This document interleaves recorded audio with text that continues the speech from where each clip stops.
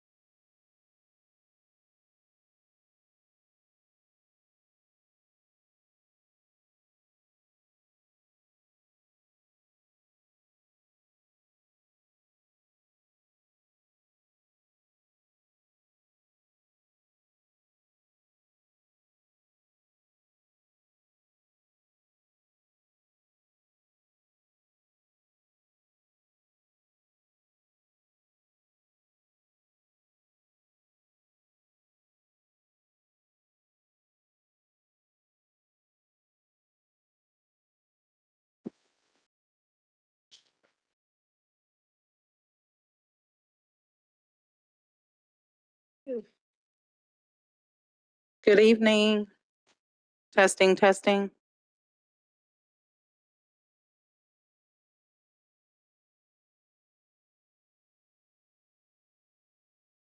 Mayor, may we begin the special work session? Yes, ma'am. Perfect. This notice is a public meeting of the city of Brownsville is hereby given that the city commission of the city of Brownsville, Texas, in accordance with Article 5, Section 12 of the charter of said city, will convene a special work session meeting beginning at 4:02 p.m. is the time here in the city commission chambers on the second floor of the Brownsville City Hall, old federal building located at 1001 East Elizabeth Street, Brownsville, Cameron County, Texas, 78520. We will proceed with the roll call, starting with Mayor John Cowan, Present. Commissioner Pedro Cárdenas, Gustavo De Leon, Narenth Galowski, Tino Villarreal, Linda Macias, and Brian Martinez. Present. No. No quorum is needed to proceed. This is a work Thank you. session. Item number 1 is a discussion of the proposed unified development code of the regulations of bars and restaurants. All right. Good afternoon, Mr. Mayor and Commissioners. Thank you all for making the time to join us with this special work session that we've hosted related to the upcoming UDC amendment to amend special use or to require special use permits for any new bars within the city. So just to kind of recap, because this is where it's all coming from.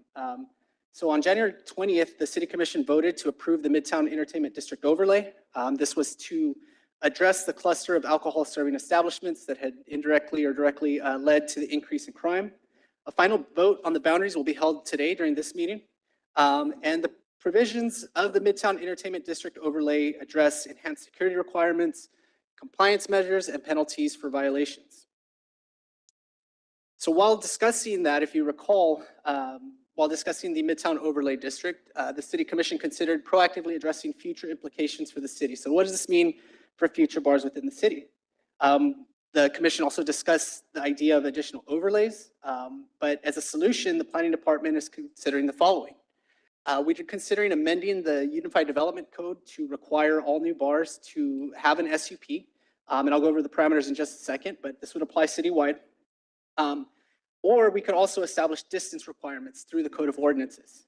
Both of these items require public hearings, but also going back to the distance requirements, you can require an SUP with distance requirements. So we got two things going on. We can do the SUP with or without distance requirements, or we can just do straight distance requirements.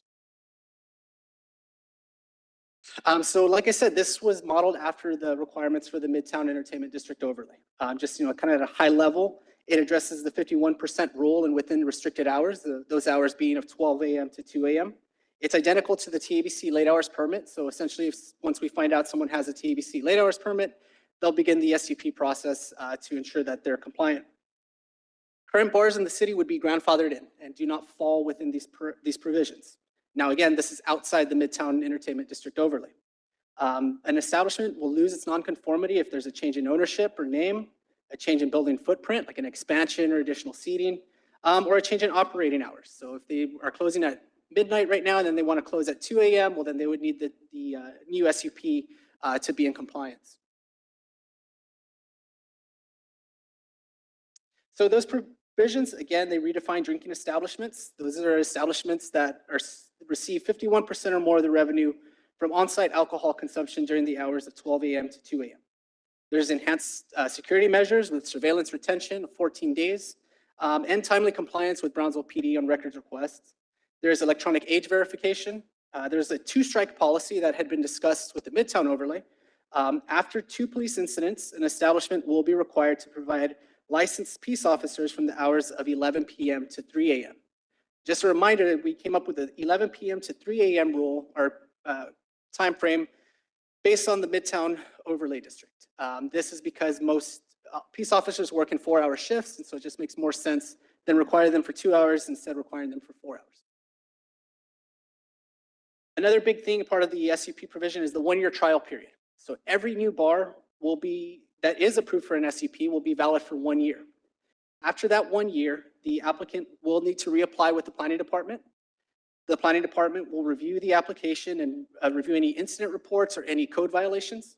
And if there's any, then the planning department can request that the item be heard before the Planning and Zoning and City Commission. If an establishment is determined to be in good standing, so there's no code violations, no police incidents, the planning director can then administratively approve the SUP free of cost to the applicant so they can basically continue doing their business. It's important to note that upon the second application, so say an establishment were to open for that 1 year, they have X amount of police incidents, maybe a couple code violations, and we decide we need to represent this to the Planning and Zoning and the City Commission.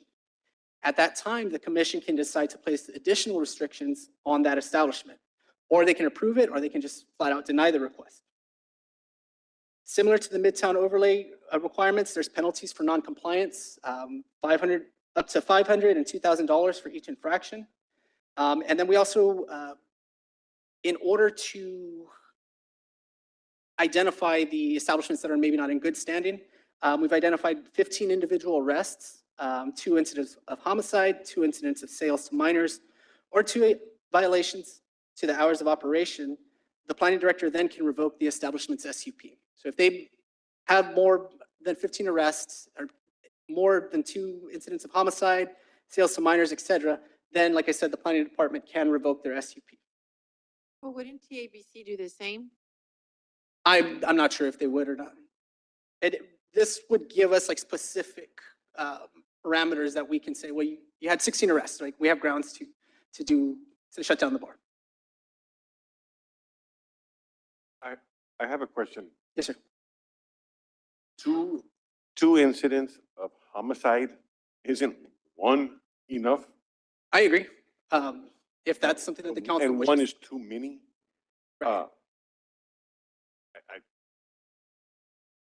don't even know what to say about that one. Mhm. That's a fair assessment. I mean, that's something that can be written into the requirements.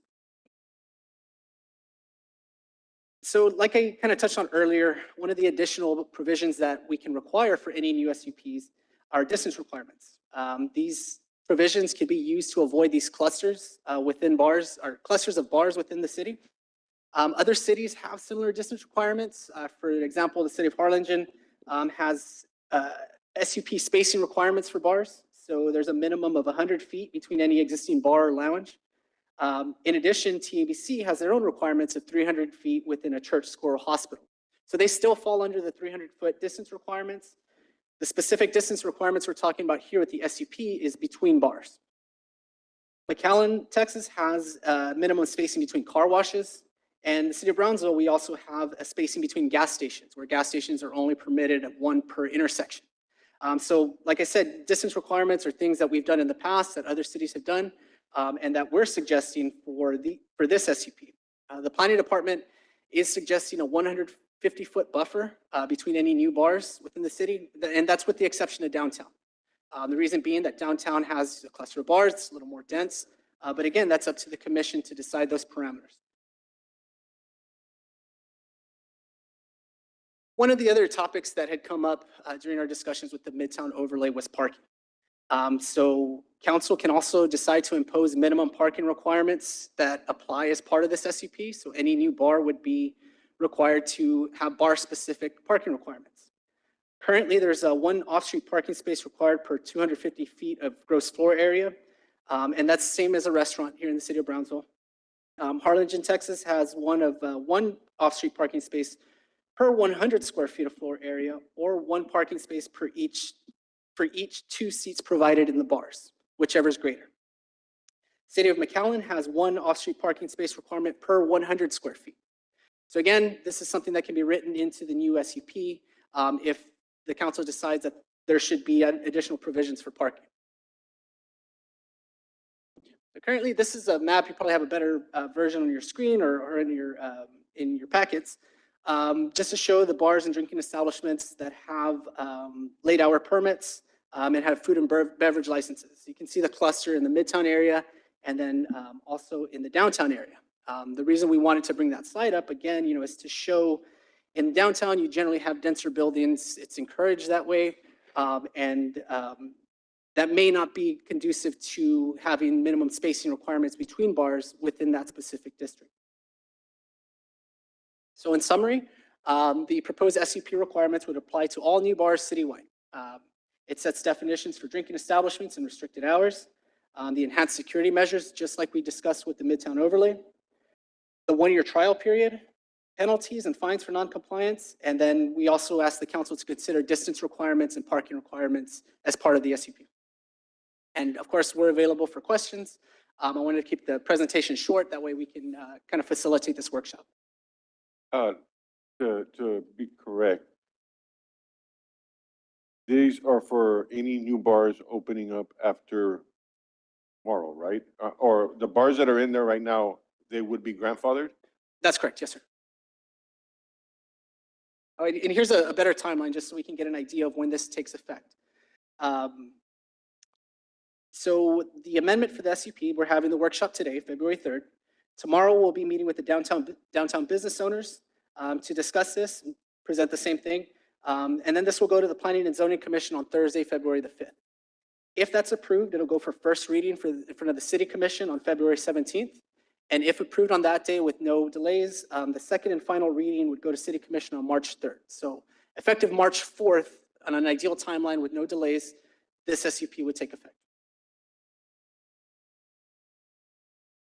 So is this proposal with the additional provisions and such going to be a solution for, I know one of the underlying issues was when a business owner or a plaza owner opens up the plaza and says, I'm going to have 2 bars, I'm going to have 5 offices and a restaurant, but then turns around and then opens up more bars. I think that's where the origin of a lot of these issues stem from. So would this be providing a solution for that? I think the distance requirements would be that solution for that, or enhanced parking requirements. Right. My understanding with the situation with the Sunshine Plaza was that it was like kind of a shared parking situation where these offices close at 5, your restaurant opens at 5:30, you can take my parking, and then Correct. it just kind of, Yeah. I dovetails. just want to make sure that we give the staff the resources they need, that if in the case that something like that does happen, that you have the appropriate action to take that. Yes, sir. 2 things about parking. First, I think I was corrected after our meeting. We don't have 86 parking spots or 87. I think it was 180 some. We weren't counting the ones on the back, so sorry about that.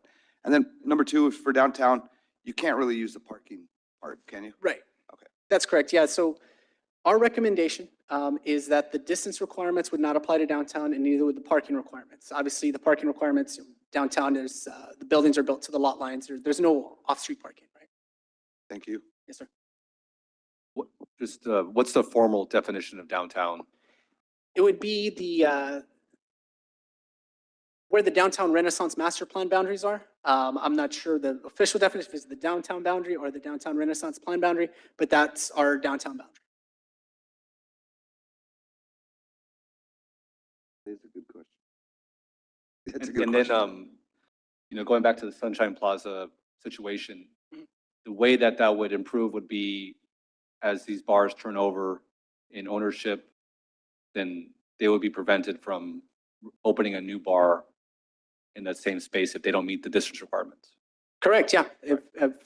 Or if a bar chooses to expand and there's a bar right next to it, Can't do it. you're not, right, exactly. And that's why we want the council to consider not applying the distance requirements downtown. Because if you have a bar that's already within 150 feet and they want to expand or they want to improve the building, well, they're not able to because they're within that distance requirement.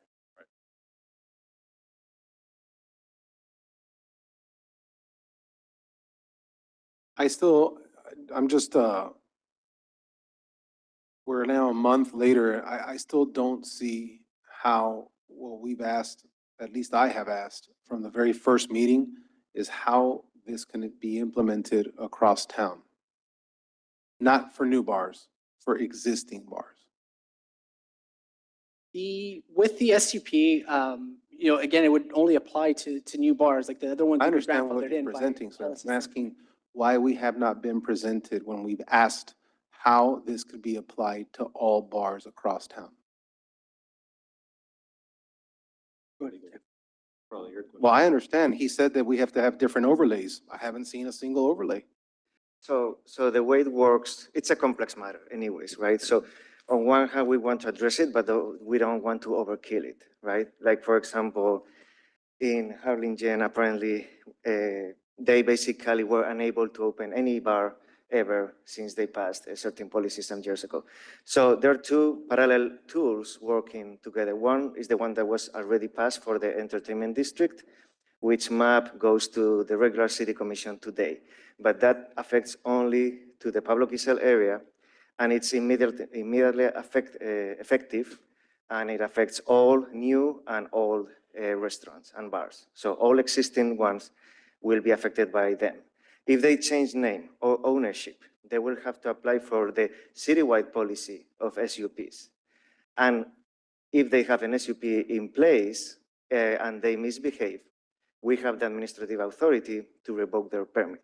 So eventually, the bad actors, so to speak, will be ousted from the area, and the area will become less dense in the number of bars per acre, if you will. That's one way to do it. And then citywide, we haven't had any nearly as many complaints as in that particular area. So that's why we didn't want to damage or hurt existing bars and restaurants that are just doing fine. Only new bars, the SUP applying to new bars is to prevent from the Pablo Quisel ones spilling over and regrouping elsewhere in town. Because in the very moment they move out and try to move into another area is when the SUP will come into place.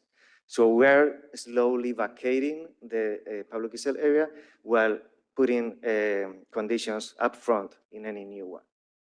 Does it make sense? But that's the balance It does, approach. and without me being aggressive or offensive, I understand what you feel that that's a punishment or hurting establishments, but if we asked since a month ago for us to see the different overlays on how this can be addressed for the entire city, and this is a workshop, why was this not presented to us as an option? It is, so the kind of overlay would be this map here. So anything that is not gray could be a single overlay, if you want to consider that, in which SUPs would be Will, required. correct me if I'm wrong, you said we can't have a single overlay. Because we asked at the very first meeting, we A said that the Midtown single one Entertainment. we over said the that entire let me- city? Let me just, again, we were here about a Midtown Entertainment District, and I said, we should do this for the entire city. And you said, no, we cannot do this for the entire city. You'd have to have different overlays. And we said, great. Can we start seeing those? And can we start having meetings with downtown business owners and different entities around town? So that if it takes, and I think Commissioner Cardenas said, if it takes 16, 17 overlays, at least we just see what that would look like. I'm not saying that we're that needs to happen, but I'm just confused on how we're at a workshop and we've asked for these things. And now we're told that because you all don't feel that that's fair, now we can't even be presented that option to vote on? The work wasn't done for that? Well, I don't know that the comment about it being fair applies. Like, I don't think that is a management or legal perspective. I think the reason why we didn't bring the overlays before you all today for the workshop was because it's very clear that you all want to do the overlays.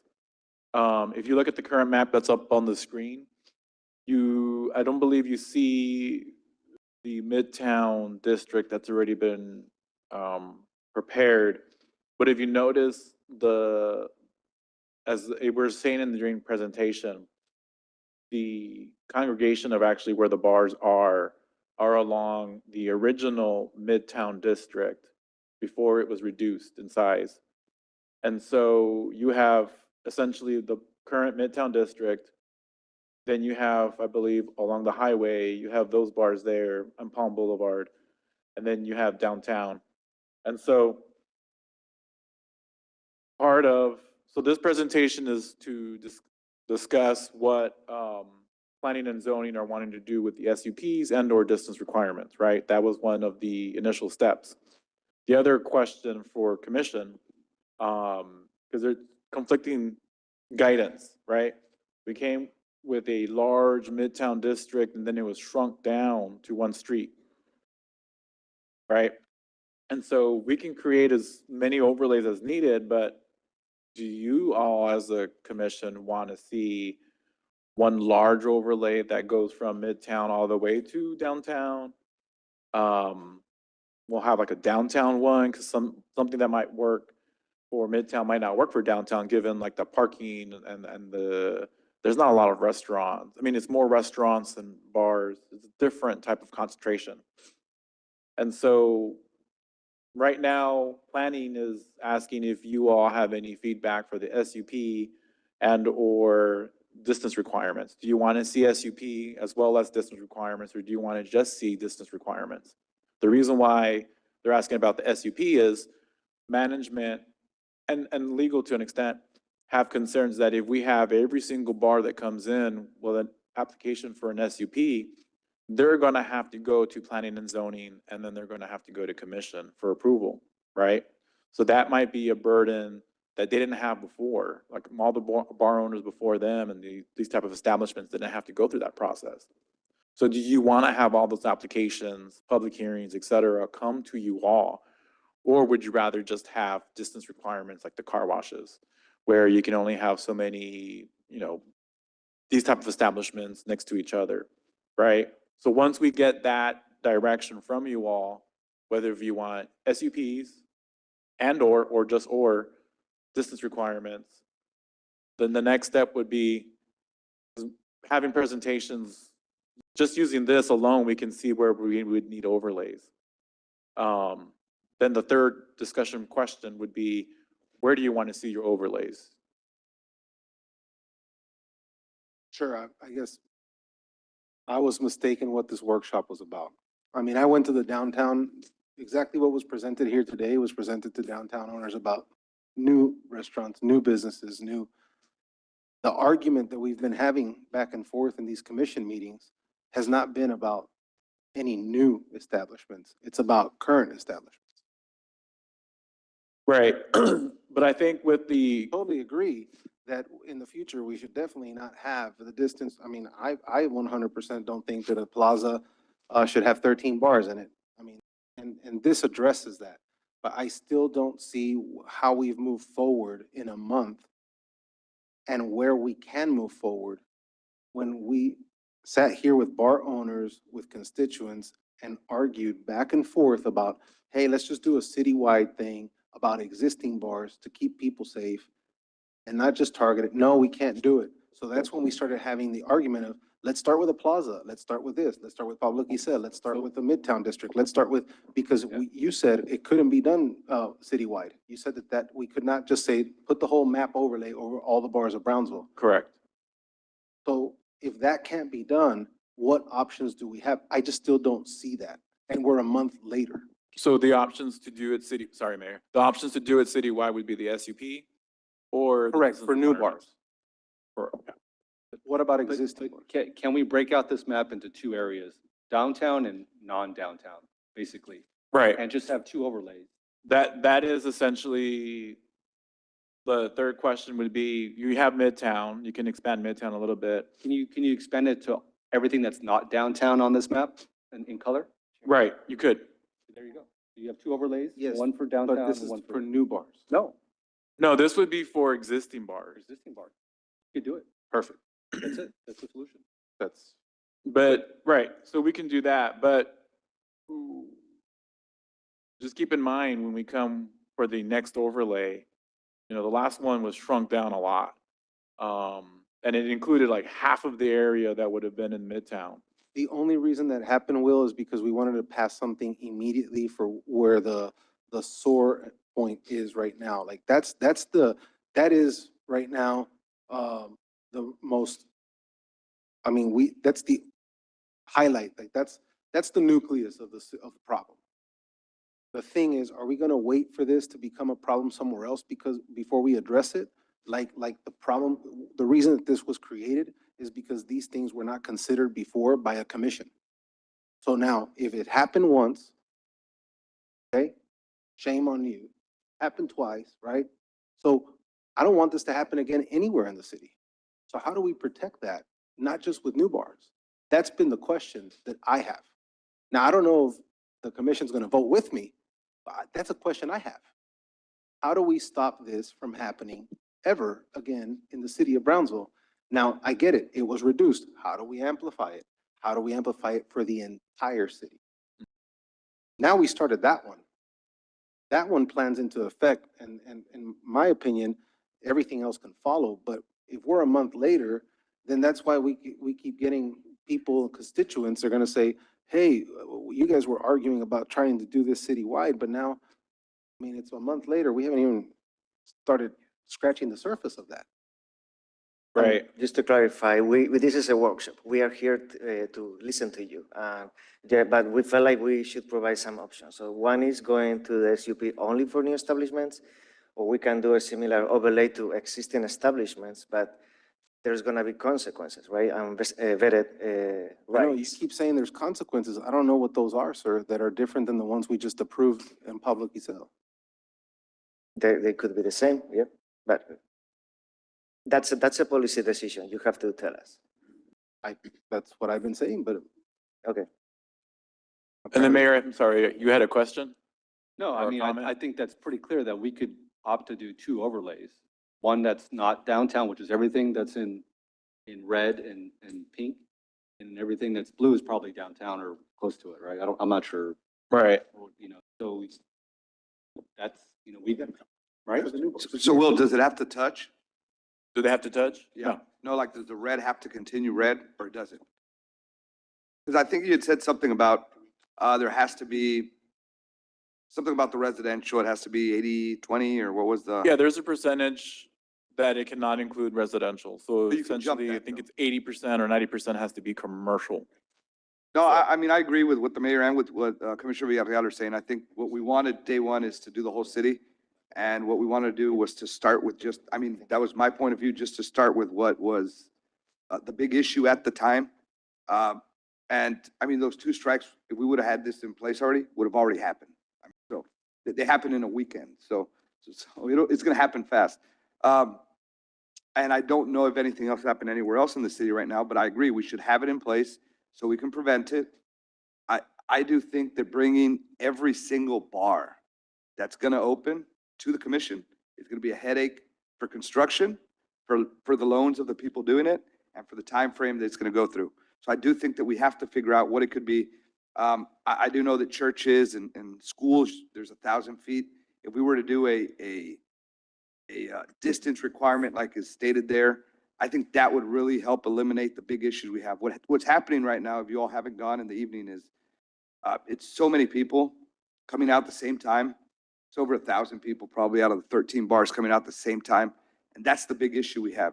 If they were separated, we may not have these issues. I don't know, but it doesn't seem to be happening where the bars are a little more separated. like they are, I mean, they're just, it's a cluster of them. So maybe that is something we want to look into and just have it like policy. Because if we start bringing it in, we're gonna stop construction for about 45 to 60 days, I would think, while they go to planning and zoning, first reading here, second reading here, it's gonna be over 60 days. Would that be, is that a good guess? Yeah, but that, yes. And I don't know if we want to do that, because that will really hurt construction of this. So let's consider that when we do come up with a final answer to this and when we do go out and vote.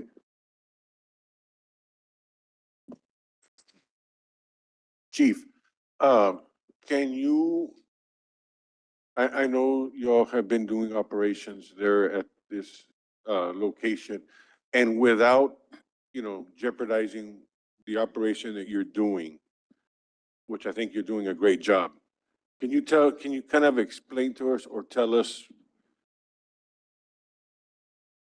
how many arrests, more or less, you have been getting this past weekend and since you started this operation? Because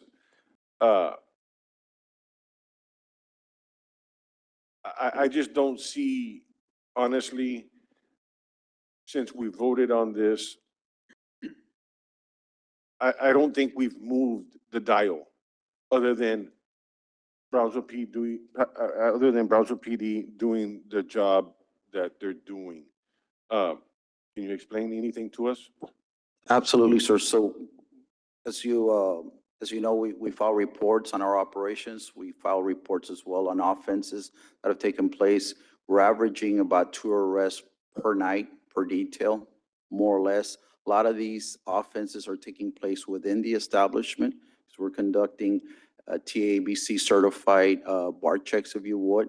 So the offenses committed in the for which we are arresting for are other than anything that we've agreed on the ordinance. The fights have gone internal, if you would. Yes, we have had some fights.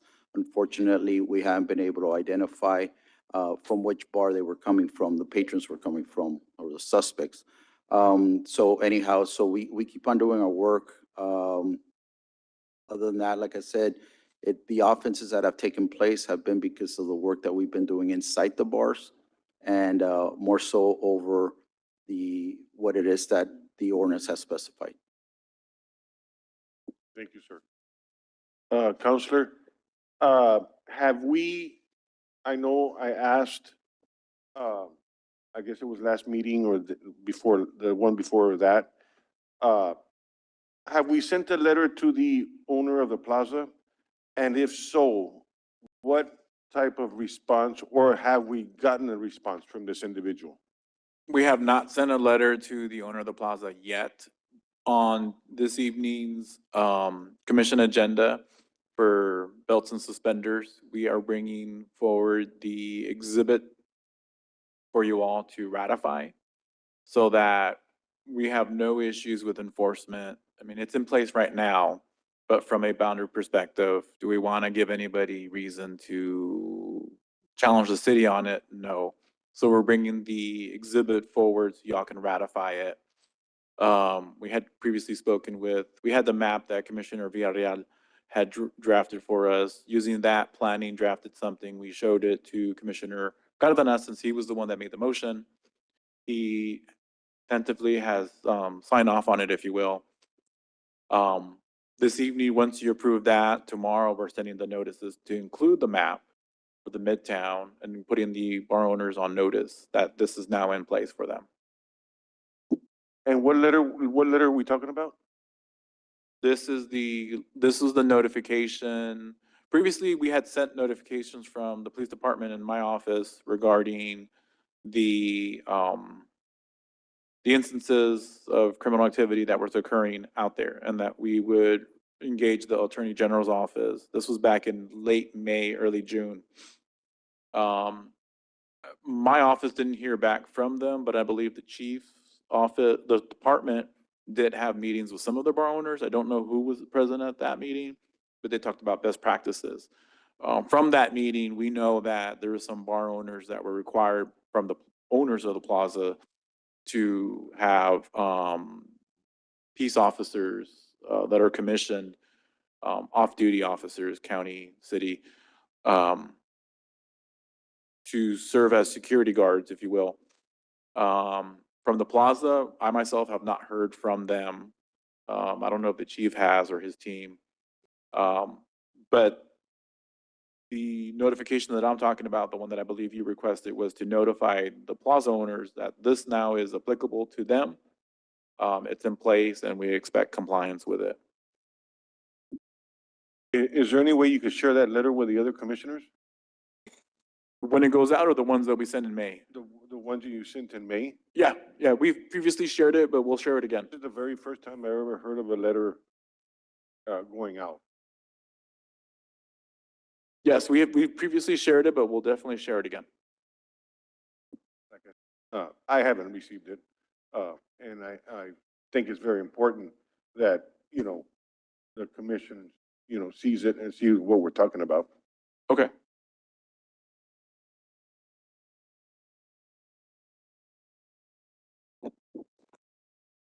Questions or comments?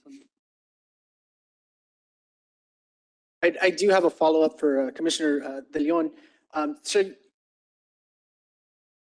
you had made an important comment earlier about 2 homicides being way too much. So as far as our proposal that we'll take to the Planning and Zoning Commission, would you request that we limit that to 1? Is my question. Say that last part again. Sure. So you had mentioned about 2 homicides being far too many. Understood. So with our draft that we're going to present to the Planning and Zoning Commission, to the City Commission, would you like us to have it as just 1 homicide for grounds for revocation? That would make sense. Yes, sir. I understand. I just wanted to. 0 would work. Right. But 1 would make sense. 2 is just absolutely intolerable. Understood, sir. I just wanted to get that I clarification on that 1 so we can write that into the ordinance. Yes, sir.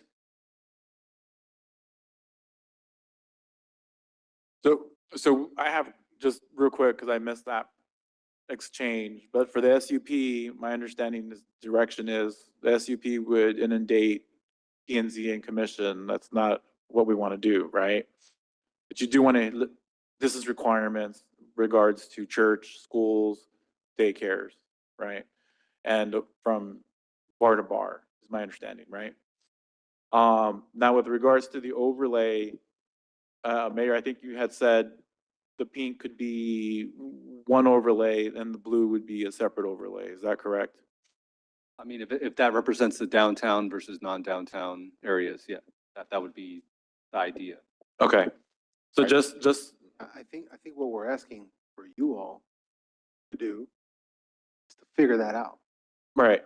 So we'll Right. figure it out. Cause then you're gonna come back in 2 weeks and a month and go, the mayor said the blue and the pink. All we're saying, you figure it out. Tell us how it can be done citywide, please. Can you all do that for us? Right. I just want to make it clear, and you can see, However, you're the one who knows the laws, Will. 80%, 20%, whatever. right. But just to be clear, it's not going to be the whole city.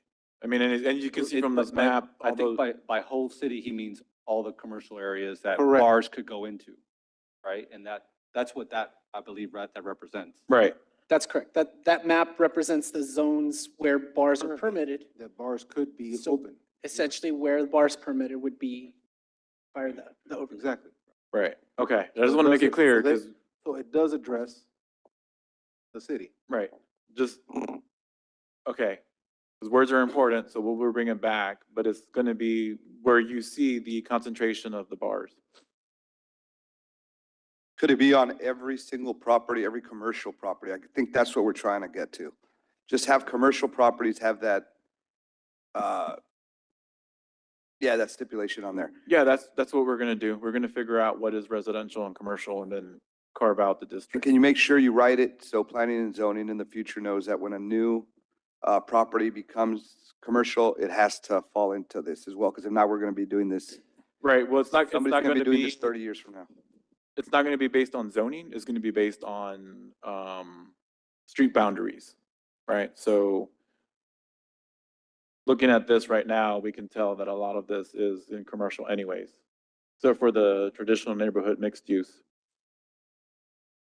But that's because downtown has separate overlays from the rest of the city for zoning. So this is not an accurate representation of where a commercial actually is.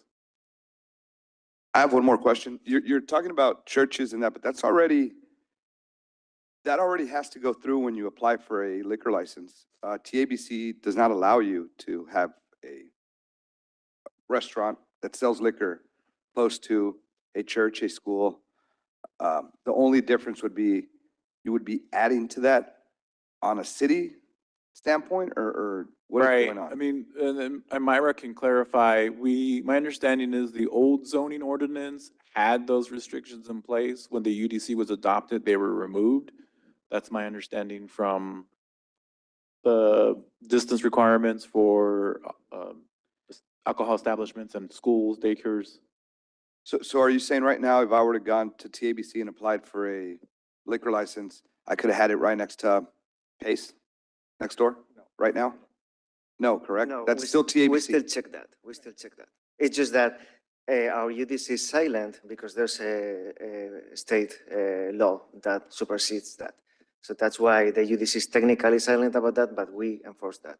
So we're just gonna follow the state rules on that and Mhm. add the Add the 200, distance between 300, them. 100, whatever amount of feet from door to door or from building to building? Correct. If it's a different plaza, is it still in 100 feet? Are we gonna clear all that up?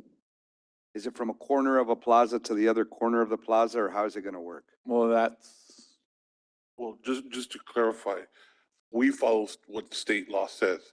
We have to make it consistent. Now, to answer the question about prior to UDC, the UDC had the same provisions of distance requirements as we had before. As it the was state. adopted. It has stayed the same because we're consistent with state law. Now, the measurement is done as per state law says. There's no measurement where we arbitrarily say, oh, let's measure from door to door or corner from property to property. No, the state also has provisions that we have to follow where, let's say bars are measured from door to door. Okay, Wet restaurants or wet establishments, they're measured from corner of the property to corner of the property. We just follow or we mimic whatever the state language says. I'm just trying to make sure that we don't get into a terrible situation where we can only have one restaurant that we're calling a wet restaurant inside of one plaza. I don't think that's what anybody on this commission wants to do. So an example, that new plaza going up that they're remodeling right now on the expressway. One restaurant would be all that would be allowed there? That is my question. Because that's about almost a mile probably, I guess, or It would be one drinking establishment. So you can have a restaurant, serve alcohol, close at midnight, but now you're a drinking establishment if you're deriving 51% or more of your revenue from alcohol sales between the hours of 12 a.m. to 2 a.m. And then the distance is something we want to debate with you. So we just suggested 150 feet, but it can be 100, it can be 50. That's up to. yeah, that's something we really gotta look into, guys, because it'd be real hard for us to be able to allow one restaurant that closes only after 12, even if they close at 12:30. That would basically take up the whole plaza. And you're talking about a plaza that's probably gonna have over 60, 70, 80 different businesses there. So we have to be careful with that. Right, I think it should be door to We're talking door. about, you're right now using the example of the Sable, the oldest. Yes, that's the one I'm talking about right now. Right. Yeah, but it could be any plaza, I would Sure. think, because if we're going, Sure, but I'm saying the example right now. yes. We could consider, instead of putting them all together, A door-to-door kind of situation. no, bar with late hours, and then the food and beverage with late hours, like different, meaning the distance, different distance between, like I do believe that the Sable, like in other large cities you go to, you have like a plaza. I even think McAllen, by the McAllen Convention Center, they have a lot of restaurants there. They stay open late. But maybe the amount of bars that you add to that, right, that are just bar driven, they're not food and beverage. They are literally beverage. They're Yeah. bars. So That we that's what consider- Will, that was a question last time I had about the 51%.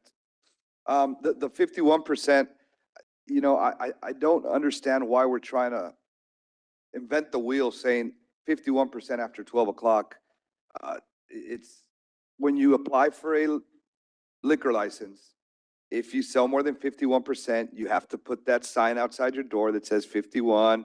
No, you can't carry a gun in there. There's a lot of rules, right? If we're gonna try to treat a roadhouse the same way we're gonna treat a bar, I don't see why we should do that. That's the only thing I'm scared of. I think we really have to consider and really continue to think But that's why about that. I feel like we're getting caught up so in the weeds. Why aren't we just saying, okay, you have like two strikes, okay, you're gonna be under greater supervision. I don't care. I mean, as we grow as a city, we're gonna attract more wine bars, more all Yes. sorts of things. And so why do we want to control right now and try to forecast how far each I- business and control how people do their business? I mean, I think maybe if they get in trouble with the chief, then that triggers new rules. Yeah, I'm The- just trying to make the- sure that, The idea is to prevent the density that we see with the Sunshine Plaza, the 13 bars in one tiny area, right? but I get it, Mayor, but Mhm. 13 bars, not 13 restaurants. And I just want to I establish, agree. There's a distinction. and I want to establish what the I- difference between a restaurant and a bar are, because And I think don't with agree.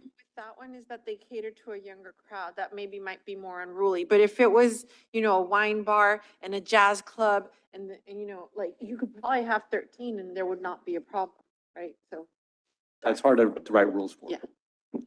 I 100% agree with y'all are saying, but we need to talk about the monkey in the room, which is Sunshine Plaza. But that's already being taken care of. I think it's going well, so why can't we just continue like that? Right? Like, right? So they got in trouble, or right, you have 2 incidents and so now you need to put in more security. And if that's not working, then maybe we need to, then you need to escalate it. But I don't think you have to come up with rules like, okay, well, we're only gonna have bars every 50 feet or every 100 feet, Okay, sorry. I felt like we were just all getting caught way too much in the weeds. No, So- I agree with you, but I think it's important for us to take the time right now, even though we are being caught in the weeds, because we don't want to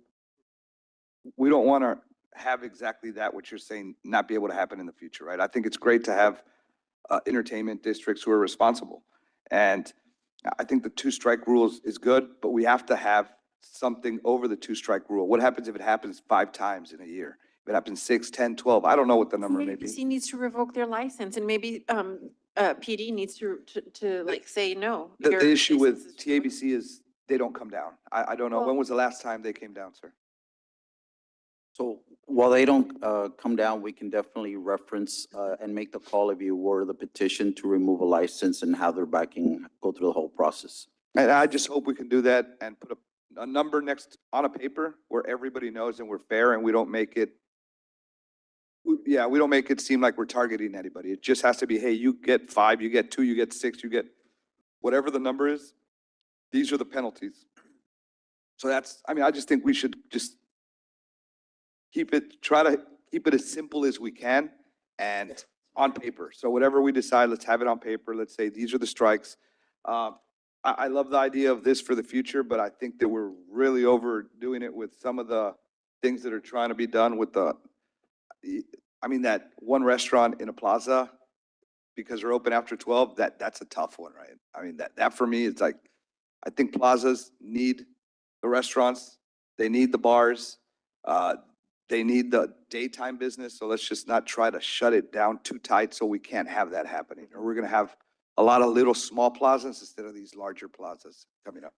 And on top of that, if I may, if one of those plazas already have a restaurant or wet restaurant or liquor, some sort of beverage establishment, no one else could ever take place if we're taking the route of making this applicable for all existing establishments. That's when we need to be clear. What's the official definition of a wet restaurant? 51% of their sales. So it's a bar. But I think what you're saying, yeah, but no, but what I think Yeah. what Commissioner Cardenas is saying is that a establishment at least this is what I'm hearing, and I do agree with you. If your total sales are not 51% or higher, you are a restaurant. That- Correct? I'm just That is saying, my that's what you're belief. saying. Yes, that is my belief. Whether you do it after hours or not, that's a circumstance. You're still a restaurant. And the reason that That's who works, you are. yeah, Right? the I'm reason just it saying. works that way is if you open at 8 in the morning, right? Most of your sales are from 8 to 12. You're not going to get to the 51%. But because I'm open from 12 to 1 with a table that stayed, Yeah. and that one day that I'm open is going to trigger it, what happens to the rest of the restaurant? Nobody else can go in there? Or can I do it on purpose and say, I'm going to be open after 12? I'm the first one here, so you can't have any other restaurants in a plaza. And that's what I'm kind of scared that'll happen. People will take advantage of it as well. So the definition of a wet restaurant is essentially a restaurant that just serves alcohol, right? That's So it's a bar. TABC. No, a bar is where it's the 51 threshold and over, right? So they can sell food, but the majority of their sales come from alcohol sales. That's why Okay. 51% are over. And they have A to bar. post a sign, they have age restrictions. What we are experiencing in the public sale area and what Commissioner Villarreal would like to do throughout the rest of the city where the bars are located is we have these, we call them wet restaurants, local colloquial language, but we have these restaurants that are allowed to have late hours permits. So they sell alcohol past midnight up until 2 a.m.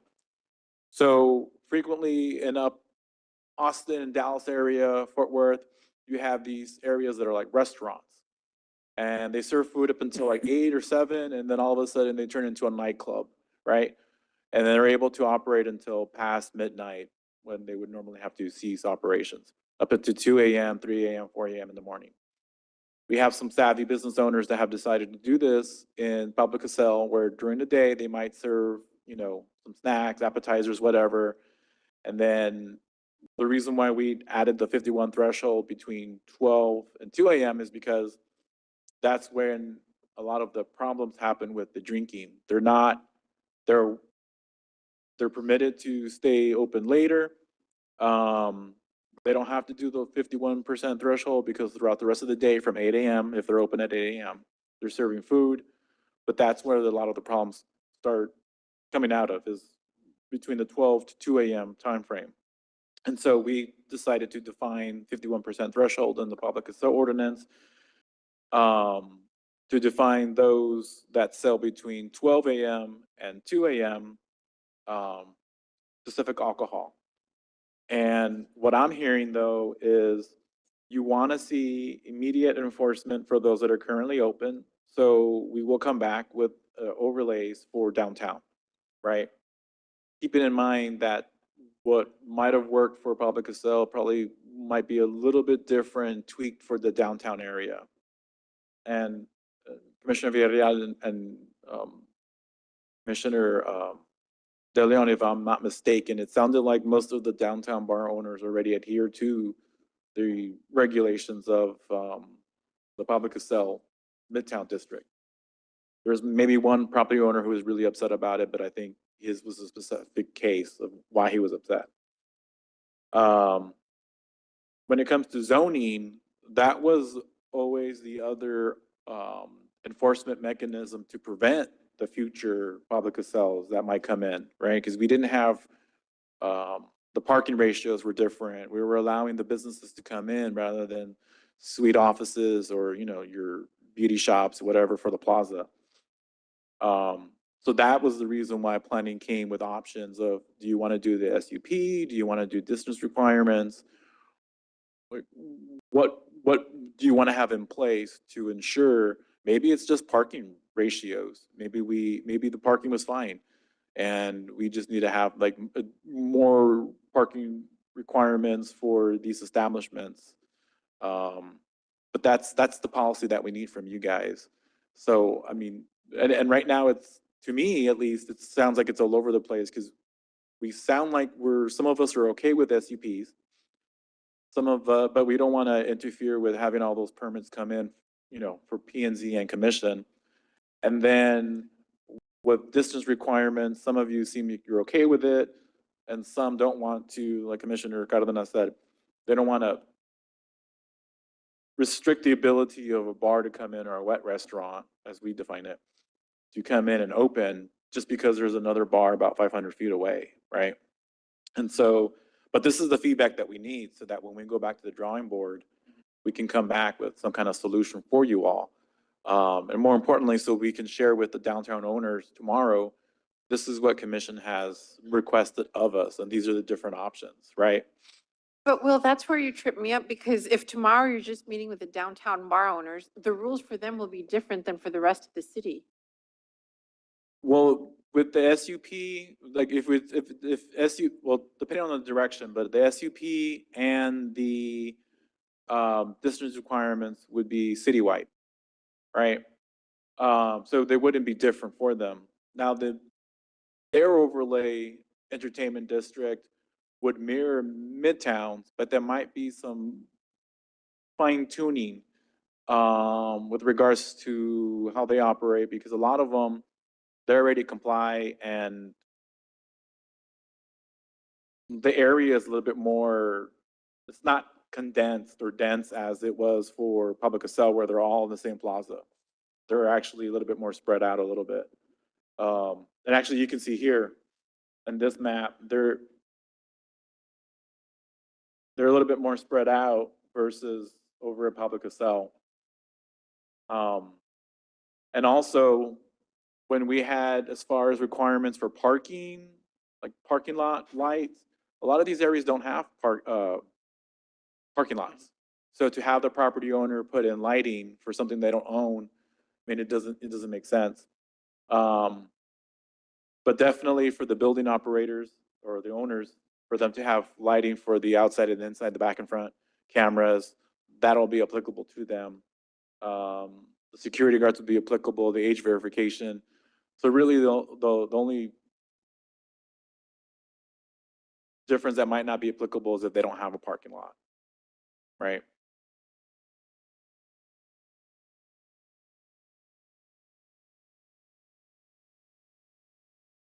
I don't know if that makes sense.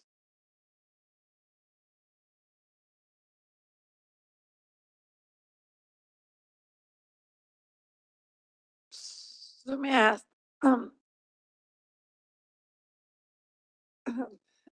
right now, though, there's a prohibition, right, on bars in certain areas. Like, for example, could you open up a bar on, West Alton Glore in those areas? Right, I get what you're saying. There's different zonings that would permit bars. Is that what you're suggesting?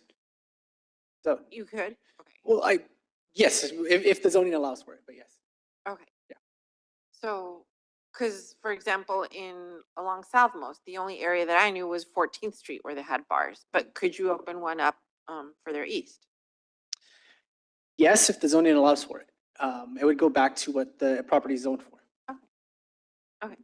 So like, yes, you could in theory in a commercial plaza, but if you're in the middle of a residential neighborhood, no. Right?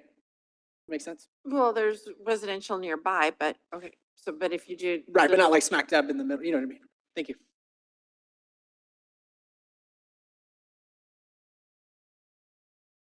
I know we're really short on time. We just want to clarify. So when we go back to the drawing board, we're going to come up with the other overlays. We're going to propose a 150-foot distance requirement with the exception of downtown. So the 150 feet would not apply to downtown. We're going to reduce the violations to 1 homicide. And we did not touch parking. Are we good with the parking requirements? Just not putting them into the SUP and just leaving them as is, which is 1 for every 250 square feet of floor area. Again, some areas in town are exempt from parking because there's just no parking. So are we good with that? Are we good to redraw that for you all when we represent that?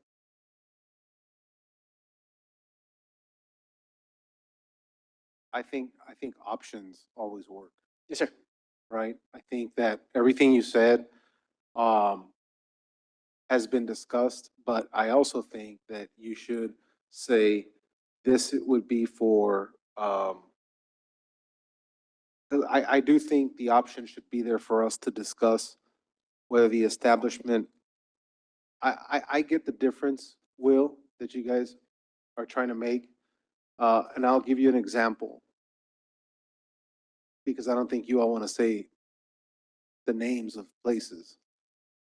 But what you're trying to avoid is what's going on in the Sunshine Strip, which is that there are certain restaurants that at a certain hour turn into a bar.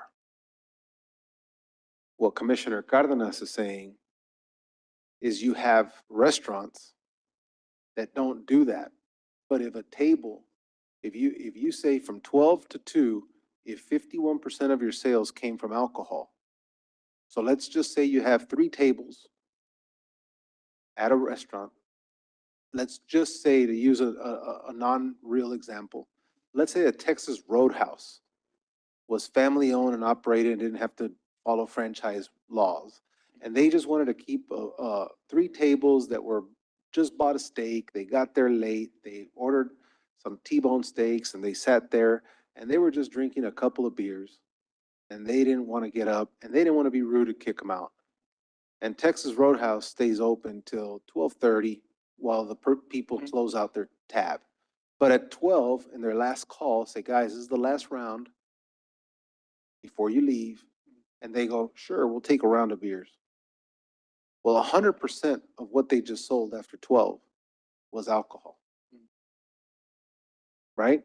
Right. So they would be considered under this a bar. They would be subject to one establishment, Right. correct? That's, What we're trying to do is not, it's a tough thing, but what we're trying to do is the latter. And my thing where I don't get it, and Commissioner Galansky, I do agree with you. If TABC were more responsible, because they're not, we wouldn't have these issues in McAllen and we wouldn't have these issues in Brownsville. But they're not. And I hope that they watch this because TABC is not responsible.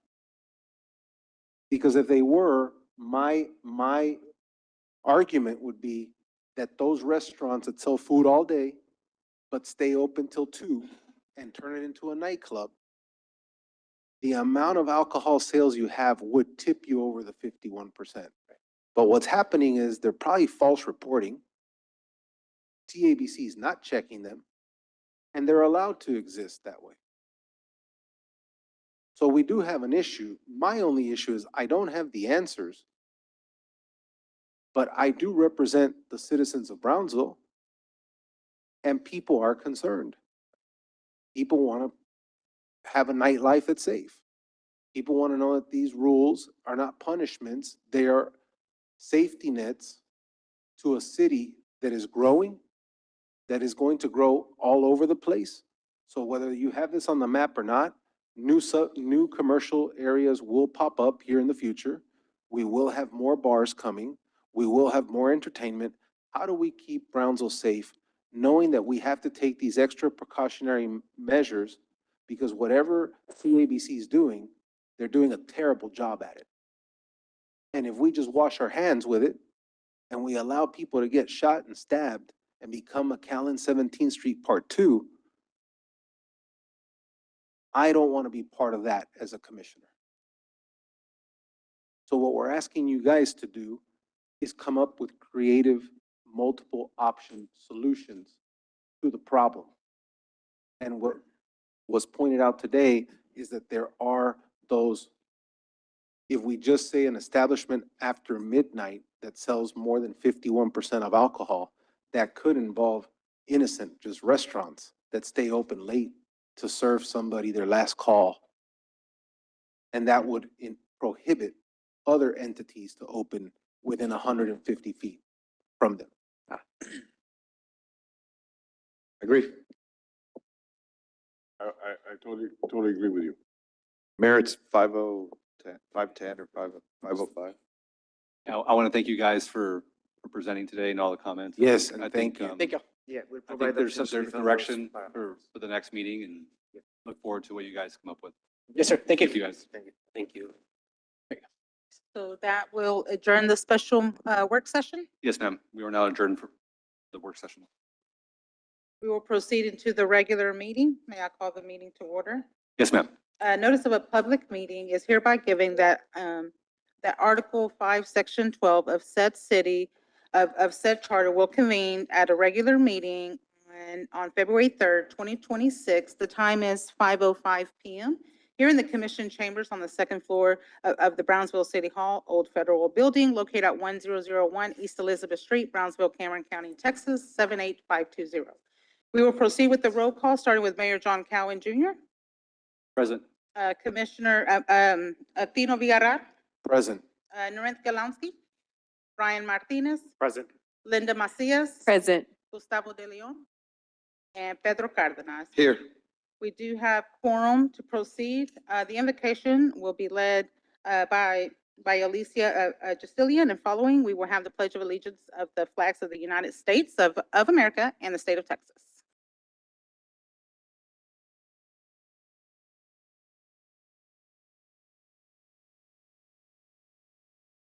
Good evening. Will you please join us in prayer? Our Father in heaven, we come into your presence with thanksgiving and praise you for the grace you give us. We commit to you this meeting, Lord. Anoint our city officials with wisdom and bless our city, our citizens, with what will take place tonight. May we not lean on our own understanding, but in all our ways acknowledge you, so that you will make our path straight. In Jesus' name, amen.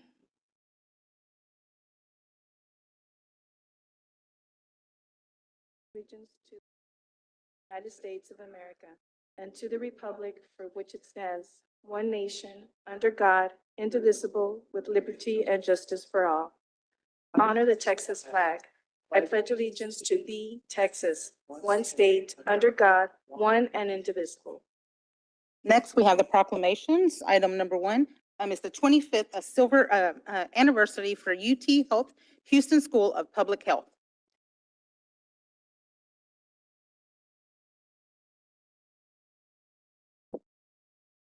Would the members of the UT Health Houston School of Public Health please come forward? It is my honor, alongside Mayor John Cowan, to read this proclamation.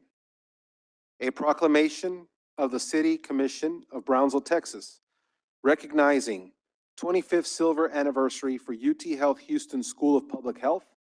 Whereas the UT Houston School of Public Health in Brownsville offers graduate programs in public health led by renowned faculty and scientific research to address health issues faced by the region, and is celebrating its 25th year of making a positive impact in Brownsville and the Rio Grande Valley.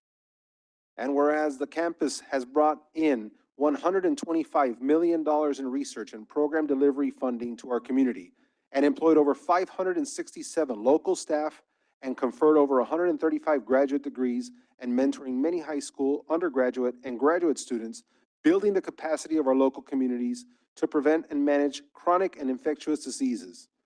And whereas the faculty and staff are committed to long-term sustainability of health research, health promotion, environmental, policy, and system change to improve the health and well-being of the Brownsville and Rio Grande Valley, an area with a historical access to health, with little historical access to health and education care, and have been committed to partnering with the City of Brownsville as well as other regional government and private sector partners to create momentum and realize the positive impact of prioritizing health and addressing social detriments of health. And whereas the impact of the UT Health Houston School of Public Health Brownsville location is home to Cameron County Hispanic Cohort, a longitudinal cohort study researching the chronic diseases of over 5,000 people from Brownsville, leading to one of the largest population-based database and specimen archives in the state. And whereas the impact of the UT Health School of Public Health Brownsville location has increased local expertise in research and population health, created and sustained high academic standards for graduate education in public health, increased locally driven and representative research, and prioritize translational science to make science accessible and relevant to the community, improving the health of Brownsville and the Rio Grande Valley. Now therefore, we, the members of the City Commission of the City of Brownsville, Texas, by virtue of the authority vested by the charter of said city, do hereby recognize UT Health School, Houston School of Public Health on their 25th silver anniversary, done on this third day of February 2026, signed Mayor and City Commission. Congratulations. Fancy words there.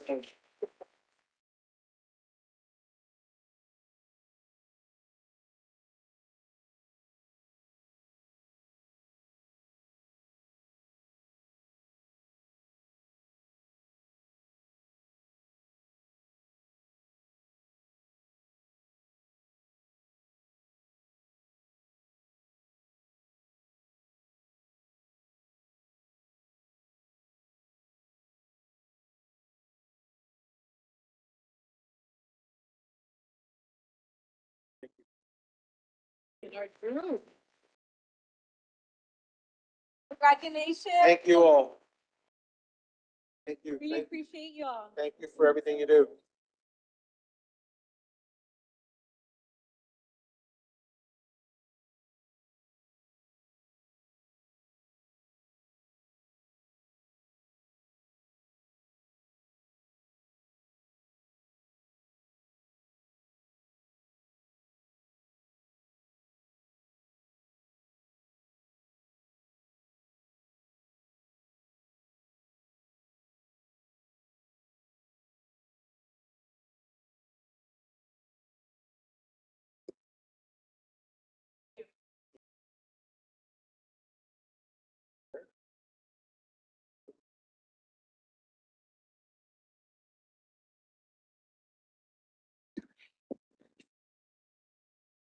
Mr. Mayor, Commissioners, thank you so much for the proclamation, for the recognition for our 25th anniversary.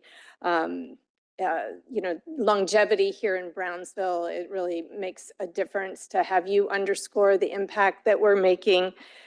For 25 years, we have had a focus, three-pronged focus.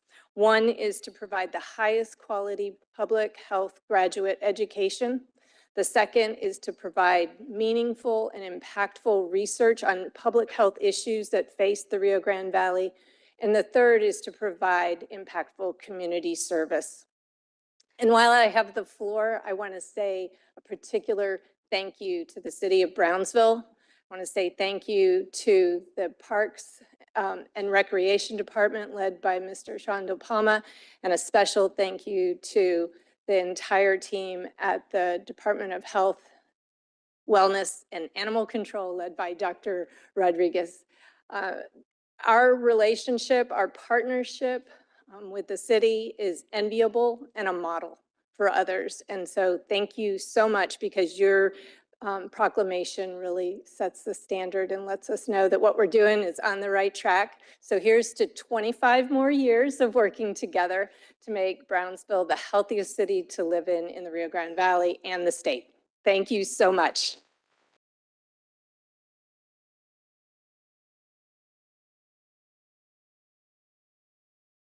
The next proclamation is to recognize National Burn Prevention Week.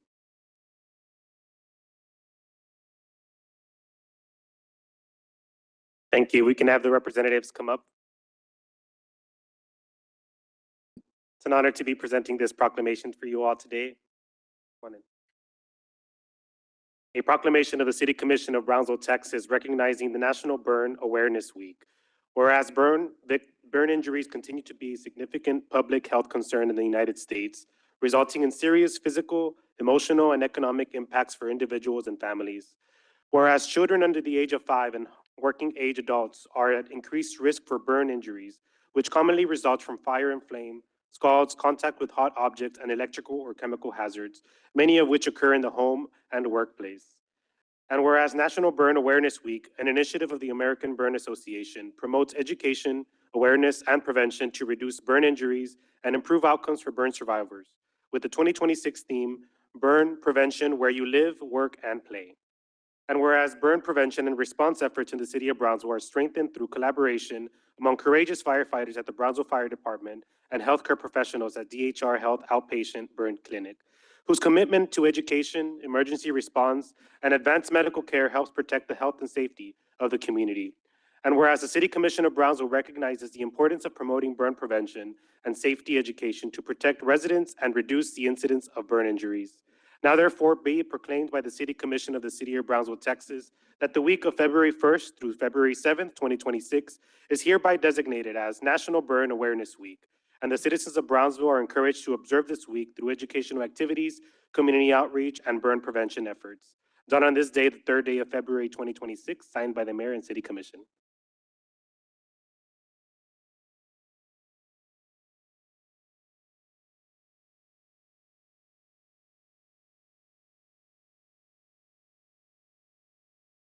And three, 1, 2, 1.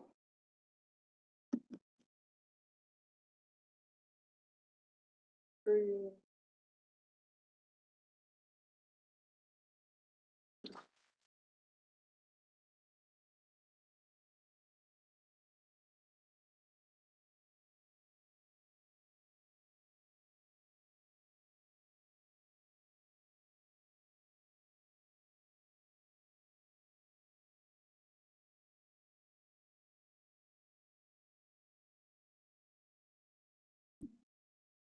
More than welcome to say a few words. I just want to echo really quick, just say thank you all for your continued advocacy of this. It takes a reminder every time for us to continue to remember that we all should play safe and be safe and keep the community safe. So thank you all.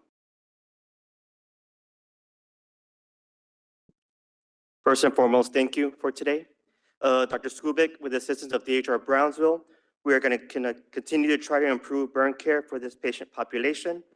And that we hope that one day our future goal long-term is to prevent any patient from leaving the valley and stay within the RGV for burn care and burn treatment.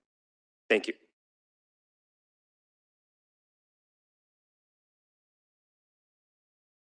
The next proclamation oh, I'm sorry. That's fine.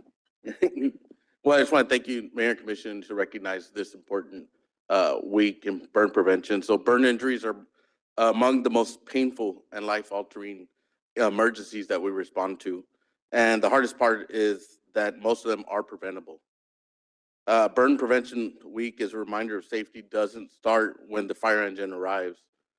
It starts at home, at work, and everyday decisions that we make. Simple actions like keeping children away from the hot surfaces, testing your water heaters, temperatures, practicing kitchen safety, and having working smoke alarms saves lives. Firefighters, we're very proud to respond to the people when people need us most. But our biggest goal as a fire service is to prevent these emergencies before they happen. Education, awareness, and personal responsibility are our strongest tools. So with that, I thank you for that recognition. Thank you, Chief.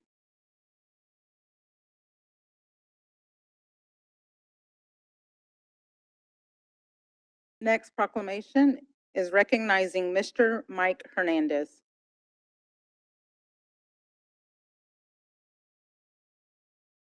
A proclamation of the City Commission of Brownsville, Texas, recognizing Mr. Mike Hernandez. Whereas the City of Brownsville proudly recognizes individuals whose extraordinary leadership, generosity, and commitment strengthen the fabric of our community and uplift the people of the Rio Grande Valley. And whereas Mr. Mike Hernandez has demonstrated exceptional dedication to advancing education, workforce development, and economic opportunity throughout the valley, using both his personal philanthropy and professional resources to create lasting positive impact. And whereas Mr. Mike Hernandez was born and raised in Brownsville, with family roots in Cameron County that stretch back 7 generations. And whereas through his support of the Texas A&M educational programs in our region, Mr. Hernandez has helped expand access to higher education and career pathways for students in Brownsville and across the entire valley. And whereas Mr. Hernandez has further supported our community by organizing and funding numerous food drives in Brownsville, providing essential assistance to families in need. And whereas Mr. Hernandez has generously provided scholarships for students from the Rio Grande Valley, removing financial barriers and empowering individuals to pursue higher education. Now, therefore, we, the City Commission of the City of Brownsville, Texas, through the authority vested by our city charter, do hereby recognize and honor Mr. Mike Hernandez for his outstanding contributions to education, economic development, and community welfare in the Rio Grande Valley, done on this third day of February 2026, signed the mayor and the city commission. Congratulations.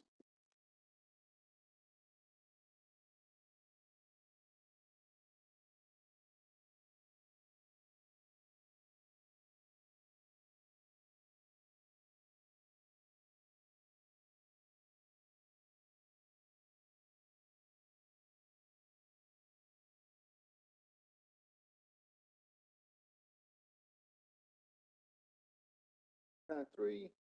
1, 2, 3.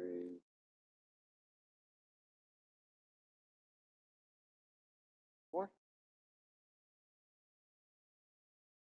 1, 2, and 3. Okay.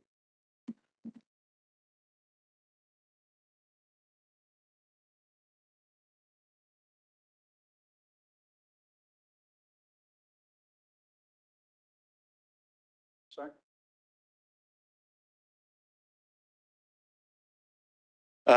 I just want to say thank you very much. This was not necessary, but very much appreciated. I was born and raised here, as was mentioned, and I've always had a soft spot for this community ever since I left, and just trying to help out. So in any way I can help as a regent for the A&M system, I'm happy to do so. And I just want the best for the Brownsville community. So thank you for this award.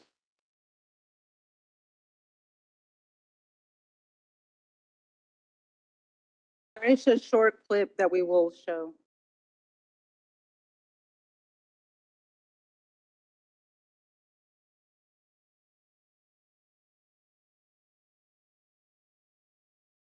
Bear with us, the audio is working on it.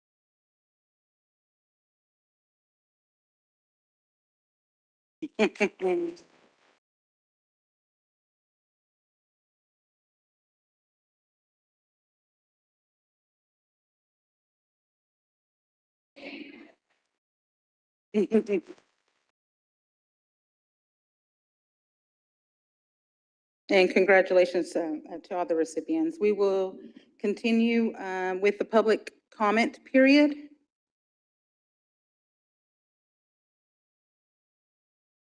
I do want to share for the record that since our amendment to the agendas and minutes, we did add an acknowledgement to the form that all of the speakers that are registered will acknowledge the section that is displayed on the screen, as well as a reminder to the speakers that they shall not use the moment of silence, as well as any of the filibusters, and as well as to state their name and their address for the record.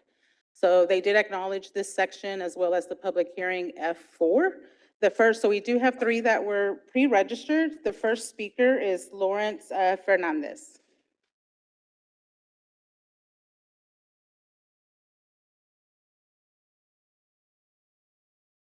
Today. Well, and I'm Lawrence Fernandez, and I'm the director of a 501c3 nonprofit public charity. It's History Central is the short name for it. And I want to announce that I have 2 grants, 2 small grants, an aggregate value of $650 that I want to give to the city of Brownsville and directly to Parks and Recreation. And the first one is there's a system of surveillance that I've been contributing to for the past 10 years that I subscribe to, and it has the cameras, what you call game cameras, on very strategic points, and they transmit the images to my phone. And so it's what you call real time. I've been involved in that, as I say, for about 10 years. And so I'm renewing my subscription and, of course, dedicating that to the city of Brownsville. The second item are 2 stanchions, actually 3 stanchions, that are similar to the ones that I helped put in the city cemetery. And they are informational stanchions telling about the La Posada Park and the historical input there, as well as a botanical input for the passersby, with the QR code that will link to a YouTube that explains in detail those things. And I've been met with very, very good response from those that have utilized that. Let me go back in the history of that. In the year 2003, I generated a program here that was called Save Our Cemeteries.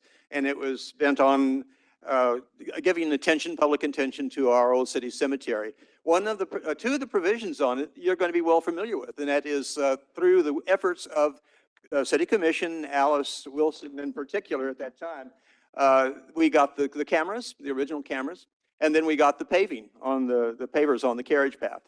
And so then in the year 2013, I was assigned to the directorship of the City Cemetery Center.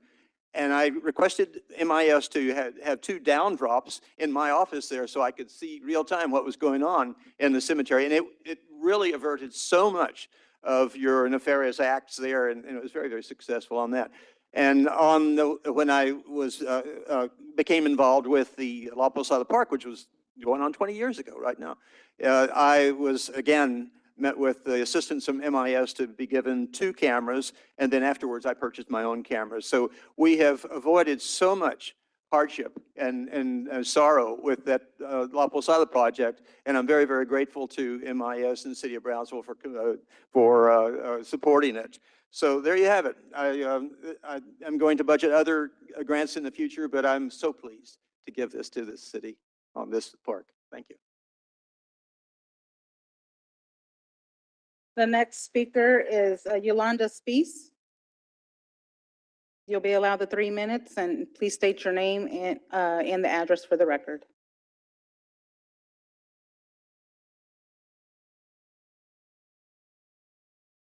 Yolanda Spees, 305 West Madison. Although we're nearly a continent away from Minneapolis, it's a small world. Renee Good and Alex Preddy are affecting us nearly an entire continent away. The 2 agents who slaughtered Preddy, Ochoa and Gutierrez, were valley raised. I wonder where they received their training. See, this is the problem. Their training was lacking and they were trigger happy. There is a problem within this entire region. When police officers are ignorant of the law and our city leaders refuse to listen to people's concerns, that's a problem. When our city attorneys get a hold of Ken Paxton at the drop of a hat and won't let city leaders talk to citizens and hear their concerns, that's a problem.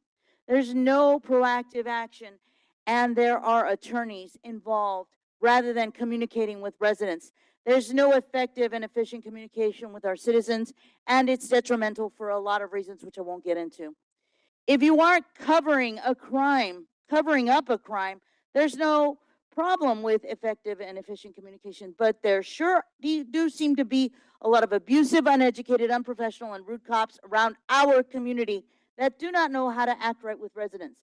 How can you serve us if when we come to you with our concerns, you get the cops involved or you get the attorneys involved or people overreact or just kill us like what happened in Minneapolis? How is that serving us? You won't even listen to us without getting defensive or smile at us and then passive aggressively go, good luck. Much like people who just say they will pray for you when we all know what that really means. It isn't polite or well-wishing, and it starts with an F and ends with a U. Proactive actions, effective and efficient communication, and proper training are how we evade these types of situations. And simply sending out a press release on ICE coming to town and not providing citizens with the tools to defend themselves is not effective nor efficient communication. Your job is to serve our community. Allowing inappropriate behavior and rewarding incompetent police officers is not an option. Stop doing that. It isn't beneficial for our community. Thank you for your comment. Your time is up. Thank you. Diablo Velez? You'll have up to 3 minutes, and please state your name and your address for the record. Diablo Velez, 1254 Tyler. About 3 years ago, I came to the city and I noticed that a woman was being prosecuted for vandalizing a mural. So I went to see the goddamn mural and there was nothing in there. Somebody threw some lines and used colors used by the faggot community, pinks and blue pastels. So I was wondering what motivated this woman to vandalize such a garbage. I don't see any artistic value. I don't see any cultural value for the city. Later, I found out that there was a Elon Musk mural. So I say, okay, it was an ideology that pushed this woman to vandalize this garbage. Art, they are elements. They are values. They are about 8 values and 8 elements of art. Without these tools, you cannot produce art. In Washington Avenue and 10th Street, somebody painted a large astronaut. However, the proportions of this astronaut, they are horrible. They are terrible. It is done in what they call expressionism. By the way, the Elon Musk mural is an abstract geometry. So it seems to me that this astronaut, whoever painted, they smear chocolate fudge with peanut butter and they smear the whole thing. It's a terrible thing. Brownsville, from the cities along the border, Brownsville is not recognized as a center for art, but that can be changed. My point is that downtown Brownsville is getting pretty. The rundown buildings are getting fixed. And if the city, you commissioners, mayor, are going to accommodate art, so you better be careful. There are the Renaissance Master Plan, and then the 5-year plan presented by Mr. Allen. If there is money for art, you have to be careful who you give it this money. I also wanted to recommend that the city, in any case, somebody want to ask for a permit to paint a mural, check the product first. And I also wanted to recommend that the city stop the Elon Musk Foundation from painting shit on the city walls. Elon Musk is in the Jeffrey Einstein list. He's a womanizer. He's a woman abuser. He cannot represent the face of Brownsville, period. I also wanted to recommend that the city send the utilities workers and cover up that astronaut. That's a disgrace for the city. Thank you, Mr. Velez. That concludes the public comment portion. I'll turn it over to Mr. Gar for the city manager's update. Thank you, Mayor and Commission. We have one item from the city manager's update tonight. We want to recognize some officers who did some outstanding work during the fire scene at the apartments recently. Chief?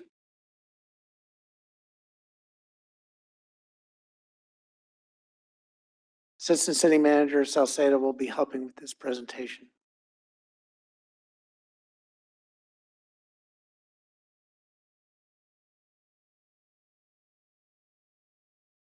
Good evening, Commissioners and Honorable Mayor.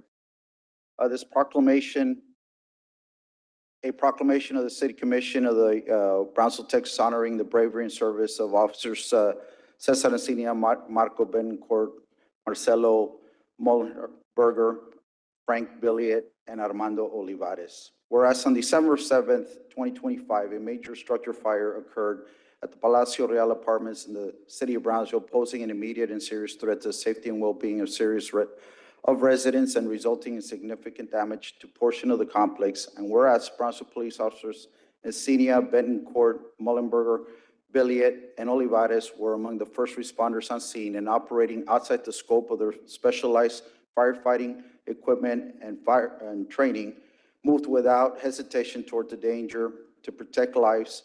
And whereas despite heavy smoke and rapidly evolving conditions, these officers courageously went door to door to alert residents of the fire. Ensuing individuals were aware of immediate danger and had the opportunity to evacuate. And whereas, though their swift, decisive, and selfless actions, the officers assisted residents and their pets in evacuating their apartment, guided them to safety during a highly chaotic and dangerous situation.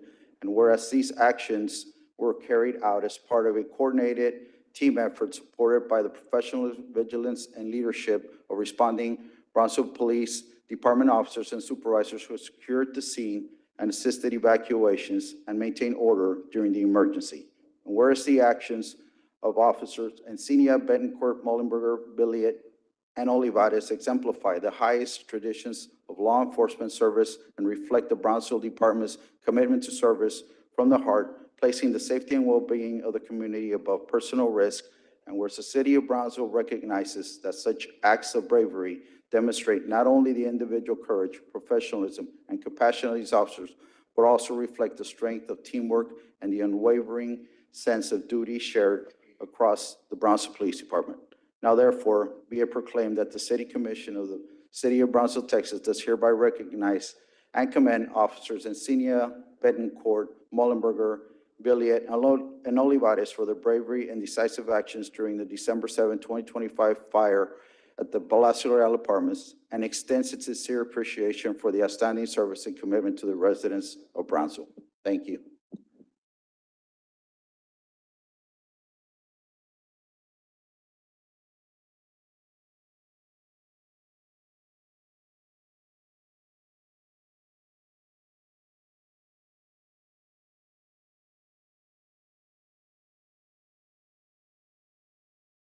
One, two, three. Over here, three. One, two, and three. One more. Two, and three.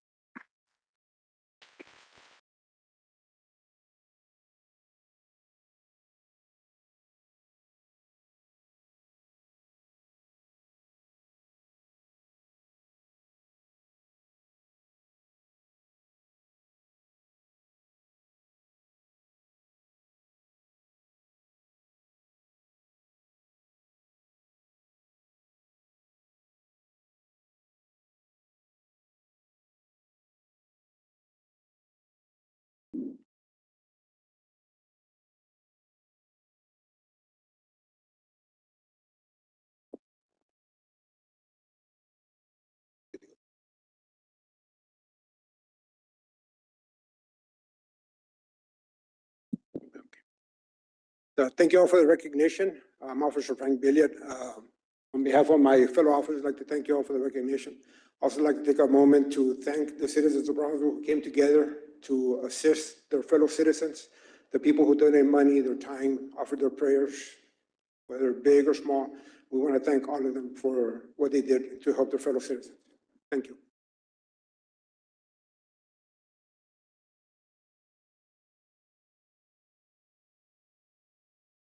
The next portion of the agenda is the consent agenda items, items 1 through 19 to consider. I'll entertain a motion.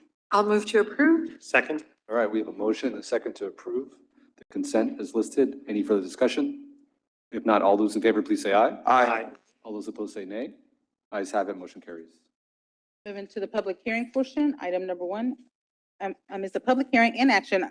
I'm on the first reading on ordinance number 235-2025-903, to rezone from the agriculture AG to the commercial corridor to allow for the commercial development for an approximately 43.72 acres out of the 31 acres out of the residue of Reserve B of the Villa del Norte a subdivision, 1.53 acres out of Lot 1, Oklahoma Station a subdivision number 1, and 3.88 acres out of the Reserve A of the Oklahoma Station subdivision number 1, Cameron County, Texas, located at the Stillman Road, Brownsville, Texas, 78526, as shown in Exhibit A in District 3. Thank you. I'm not sure how to follow up with that powerful body cam footage, but we'll proceed with the rezoning case, right? Anyway, so this is a request to rezone from corridor commercial. The current zoning of this property is agriculture. The proposed use is a commercial development, and this property is fronting Stillman Road.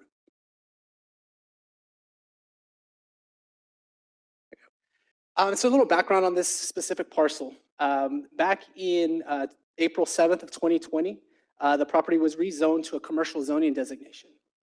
On December 1st of 2020, the city adopted the new Unified Development Code.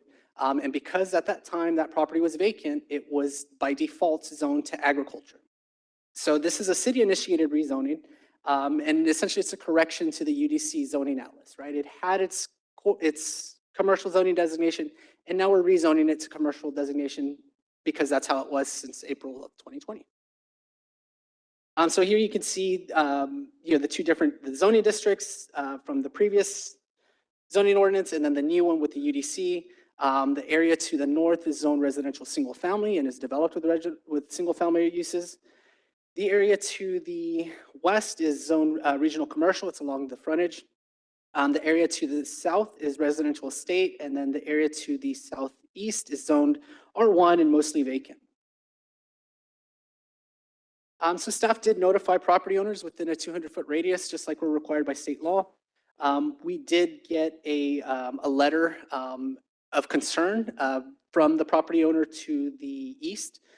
She stated that she was concerned about the environmental impact of any type of use, of how it would affect her livestock and farm operations on her property. I believe that letter is included in your packet. As I mentioned, we sent out a notice of public hearing. With the exception of the one letter, we didn't receive any opposition to the request. We also posted a physical sign as required by state law. We sent out a total of 53 mailouts. And then again, you can see the zoning map. The area mostly residential in all directions, with the exception of the area to the immediately west, which is zoned regional commercial. Here's a zoomed out version, or zoomed out aerial footage. It's directly south of the Brownsville Sports Park, across the railroad tracks, and directly across the expressway from the 77 Flea Market. Here's a more zoomed in photo so you can understand what's developed around the area. And so staff is recommending approval of this request. The request is consistent with the existing comprehensive plan and future land use plan. The Planning and Zoning Commission recommended approval when it was first read back in December.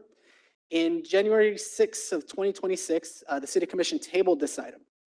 The request was to provide more information onto what type of development it was. We did reach out to the property owner, and she's actually bound by a non-disclosure agreement, so she's not able to provide a site plan, but she did confirm that it would be for a used franchise car dealership. So as we mentioned in the previous meeting, that stipulation has been adopted, right, for franchise used car dealerships, but they require a specific use permit within this zoning district that we're requesting.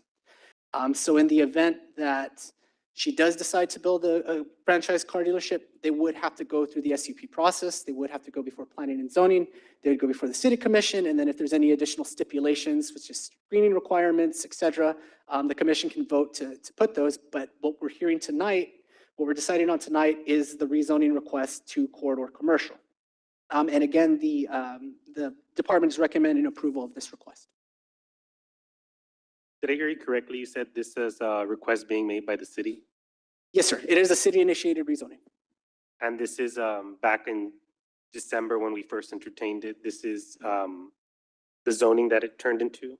We're essentially just reverting back because of UDC? Right, exactly. So on April 7th of 2020, they had, the applicant, the property owner, had requested to zone the area to commercial. Since it was vacant by default when the UDC got amended, or updated in January, it lost its zoning designation and went to ag.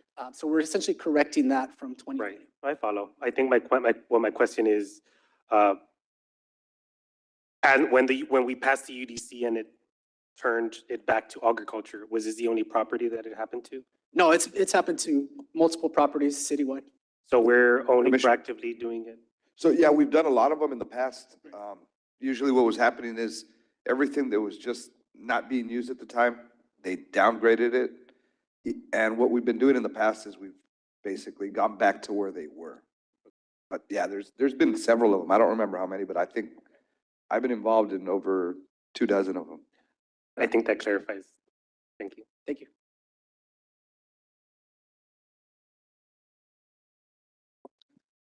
Any questions or comments from the commission?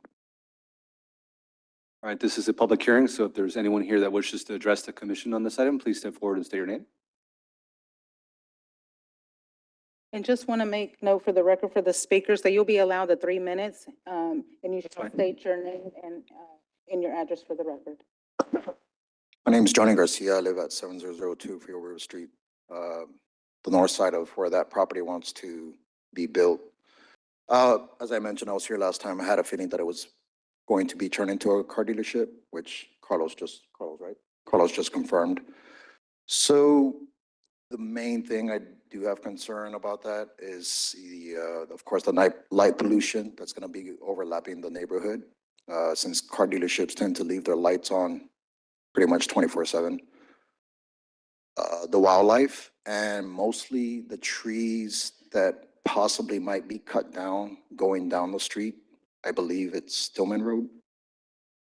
I just showed Carlos a picture of all the trees that are down the street. And that is the main thing I'm concerned is that if a car dealership does be built there, they're going to cut those trees down. I know someone else mentioned that if they cut trees down, they're going to have to replant some new ones, but why cut these in the first place? Of course, if the car dealership does go through, then they're more likely want to cut the trees off the side of the street since it's going to be blocking the car dealership's view. That's pretty much it. That's my main concern of those 3 items. And I know earlier you mentioned about eyesores off the freeway and so on. So I'm not sure what type of car dealership is going to want to be built there, but I already know across the street from there is they just built Jeep, Hyundai, and now they want to build a third one. I don't know who is or what are they gonna car dealership ownership is going to want to be built there as well. So, but thank you very much. So. Thank you, sir. I did just get clarification on the where they intend to build the car dealership. It's where the area is already cleared, close to the Tipton dealership. So their intent is to not cut down any trees, but that's what we're hearing now, right? And of course, today we're just hearing the rezoning. The next time around, we'll hear the SUP if they apply for it, and at that time, there can be additional stipulations or site plan design requirements. Any other comments from the public on this item? Mayor, I move to close public hearing. Second. All right, we have a motion, second to close public hearing. Any further discussion? If not, all those in favor, please say aye. Aye. All those opposed say nay. Ayes have it. Public hearing now closed. Move to approve. Second. All right, we have a motion and a second to approve. Any further discussion? If not, all those in favor, please say aye. Aye. All those opposed say nay. Ayes have it, motion carries. Thank you. The next portion is items for the individual consideration. Item number one is the action, resolution number 2026-026, to authorize the amendments to the thoroughfare plan approved on October 3rd, 2023, to better align with the city's growth and the transportation needs, including changes to the Boca Chica Boulevard, Price Road, Anukia Street, and Southmost Road. Mayor Commissioners, good evening. Joel Garza, Multimodal Transportation Director. We have here some amendments to the thoroughfare plan. Just a reminder, the thoroughfare plan is a tool that the city uses to preserve right-of-way for either new roadways or expansions. And so as we work with developers and small businesses, we've noticed 4 roadways that need some improvements, some alignments to make sure that we don't add additional burden to the small business. And so we have Boca Chica Road, Price Road, Anacua, and Southmost. For Boca Chica, currently, we have 120 foot of right-of-way. We left the 100-foot of right-of-way with the recommended from TxDOT. Now that TxDOT is currently working on State Highway 4, their improvements will stay within the 100-foot right-of-way. And so we're coming for you to reduce the requirement that we're pushing on some of the developers from 120 to 100 as it currently aligns with TxDOT. And the segment is from Four Corners all the way to Naranjo Road. Price Road, this one is currently also 120 feet. Although it made sense past Paredes line, right now from the intersection of the expressway, I-69 frontage and Paredes does not make sense. And I'll go to the next slide. If we would require new development to come in, especially from those empty lots, it would really hinder additional right-of-way that wasn't there before. And so we want to be cognizant of this. And so we're recommending to reduce it to the 80 feet to keep consistent with the other businesses in the area. No, it's reducing. No, we're reducing, Commissioner.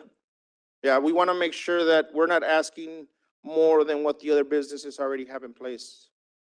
That one would be real difficult. You have the BISD building too, right? Yep, correct. Anacua Road, the right-of-way will stay the same. What we're shifting is the alignment. And so if you can see here where the center line underneath the expressway is compared to where the street is. And so this is more of a shiftment down south to make sure that it aligns with the interstate.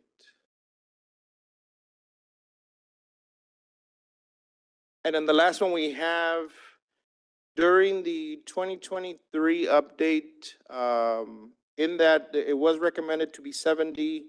Now that we're looking at as development is growing, typically this is a state road, and so TxDOT has it at 110. And so we're now going back and upgrading it to the 110 right-of-way that TxDOT needs. It hasn't disrupted any of the businesses in the areas, and most of it's populated. But we wanted to make sure we make this correction now before it becomes an issue.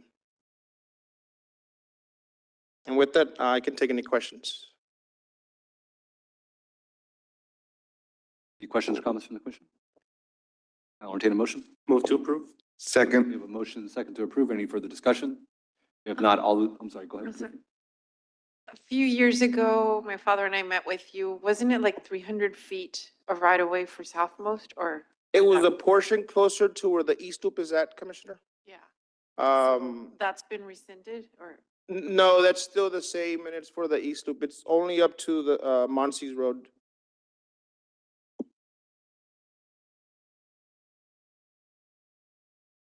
Any further discussion? All right, all those in favor, please say aye. Aye. All those opposed say nay. Ayes have it, motion carries. Thank you. Passes 6-0. Item number 2 is the consideration and action to ratify the Exhibit A to ordinance number 2026-1795 to amend the Chapter 6 under the amusements and the entertainment of the City of Brownsville's Code of Ordinance, add Article 4 to establish the Midtown Entertainment District along the Pablo Casale from Morrison Road to its point of intersection with the frontage road to regulate the bars and restaurants, adding the civil and the criminal penalties. Good evening, Mayor and City Commission. This is just a ratification. The agenda item is just ratifying the boundary limits that were motioned for at the last meeting. The ordinance is currently in place. It was published January 31st, so it is now law. But we did want to just confirm so that we don't act just from assumptions. We wanted to confirm that this was the boundary area that you all had anticipated in mind when the motion was made and second and then voted on. So it starts up just north of Pablo Casal, right before the ditch there. And then next slide. And then goes south, if you will, along Pablo Casal up until the frontage area. It includes the couple of the plazas that are an issue, as well as the other establishments as well. Again, this is just ratifying the overlay map to ensure that we, as staff, understood that the motion was made at the last meeting. Next slide. Any questions? Any questions, comments? Okay, I'll entertain a motion here. I move to approve. Second. All right, we have a motion and a second to approve. Any further discussion? If not, all those in favor, please say aye. Aye. All those opposed say nay. Ayes have it, motion carries. Items 3 and 4 is a companion item that will have just one presentation. So item number 3 is an action to ratify the task order number 3 issued to J-Viation. Item number 4 is to approve the change order issued to J-Viation as well regarding the runway 18 through 36 reconstruction management phase 1 at the Brownsville South Padre Island International Airport. This will require 2 action items. Good evening, Mayor and Commissioners. We are here today for you to approve a project that is completed. It was not presented to City Commission. However, you would have heard about it, phase 1 of the reconstruction of 1836. I do have our project engineer and manager, Sebastian De Castro from Woolpark, that will go through the presentation. And good. Well, we'll go through the presentation and regarding all the work that was completed.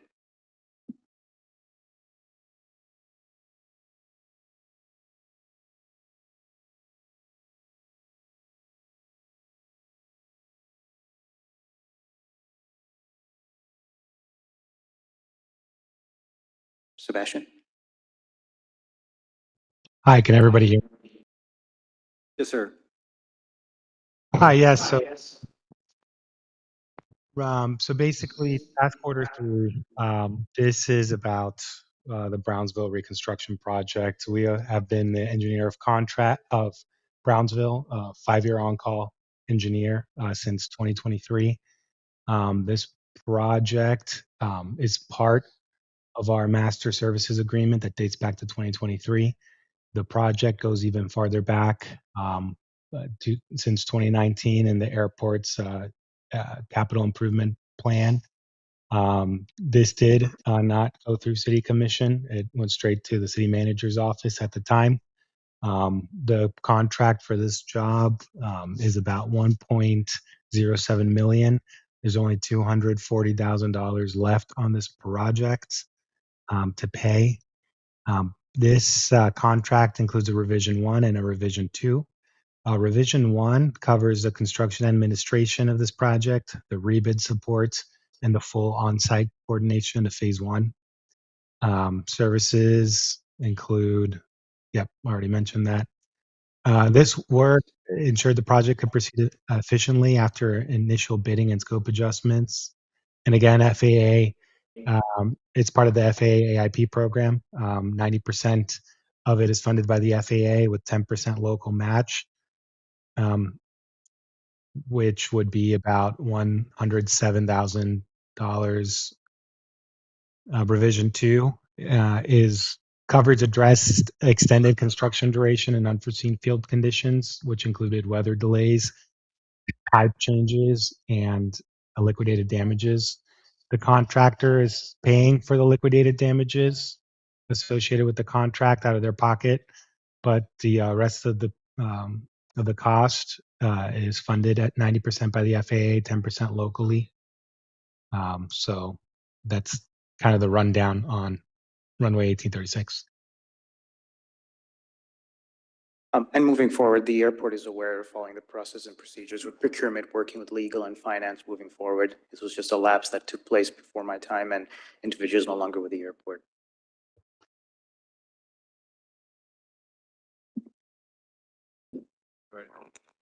Any questions or comments on this item? Can we take them both at the same time or do it individual?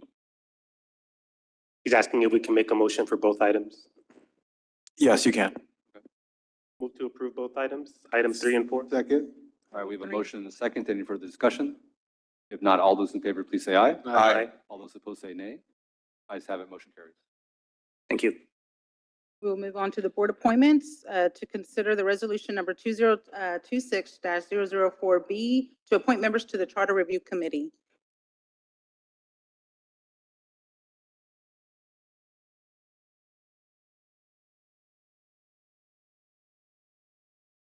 These two appointments belong to Commissioner Galansky and De Leon. So, because it's a big time commitment and I've asked two people and it's, I guess, a bit too onerous, I'll appoint myself as my person. Second. All right, we have a motion and a second. Any further discussion? If not, all those in favor, please say aye. Aye. All those opposed say nay. Ayes have it, motion carries. That's so cool. Commissioner De Leon, is your appointment? I appoint Vito Cardenas. Second. All right, we have a motion and a second. Any further discussion? If not, all those in favor, please say aye. Aye. All those opposed say nay. Ayes have it, motion carries.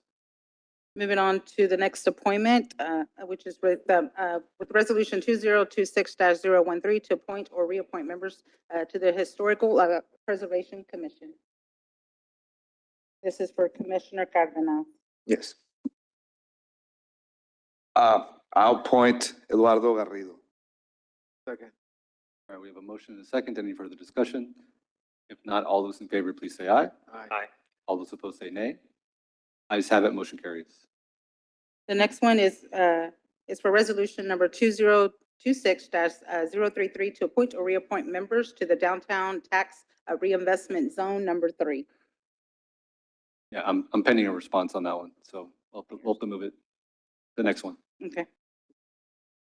We'll table that to the next meeting on February 17th. Item 4 is to appoint members to the Parks and the Recreational Advisory Committee.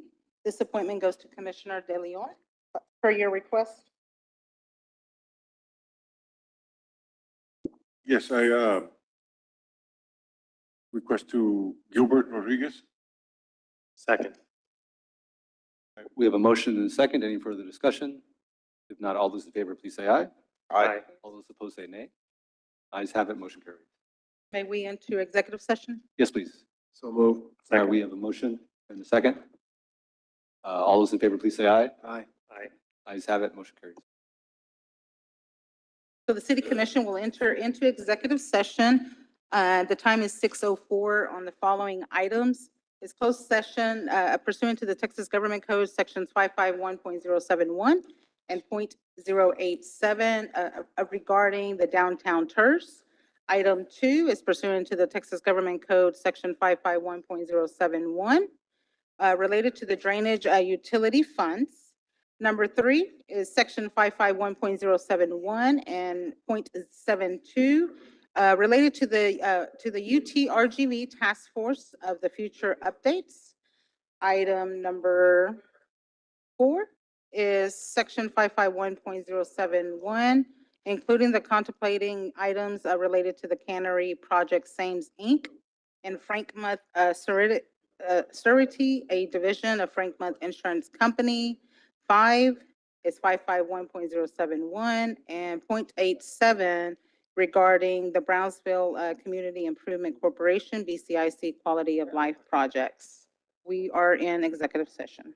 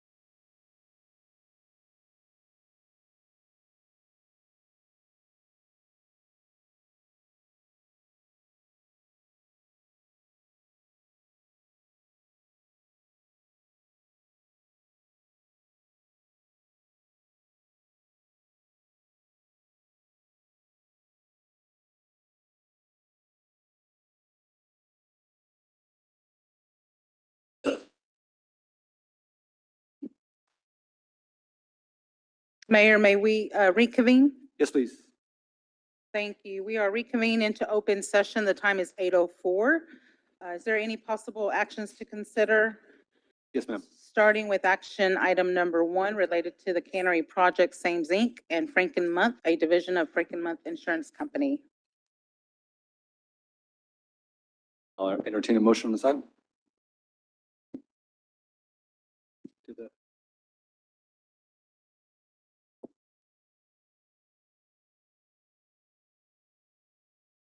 Yes, I'm sorry. Move to authorize city manager and city attorney to, number 1, execute a settlement agreement with Frankenmuth Insurance Company. 2, to execute a contract for construction services with Noble to complete the cannery project in the amount not to exceed $2,914,053. And 3, institute litigation against Sames Inc. to protect the city's interest. Second. All right, we have a motion and a second. Any further discussion? If not, all those in favor, please say aye. Aye. All those opposed say nay. Ayes have it, motion carried. Action item number 2 is related to the resolution number 2026-036 for the Brownsville Community Improvement Corporation, the Quality of Life Projects. Mayor, I'll move to approve resolution number 2026-036 for $3.7 million. Second. All right, we have a motion and a second. Any further discussion? If not, all those in favor, please say aye. Aye. All those opposed say nay. Ayes have it, motion carries. Move to adjourn. We have a motion and a second to adjourn. All those in favor say aye. Aye. Ayes have it, meeting adjourned, everyone. Thank you. We adjourn at 8:06 PM. Good night.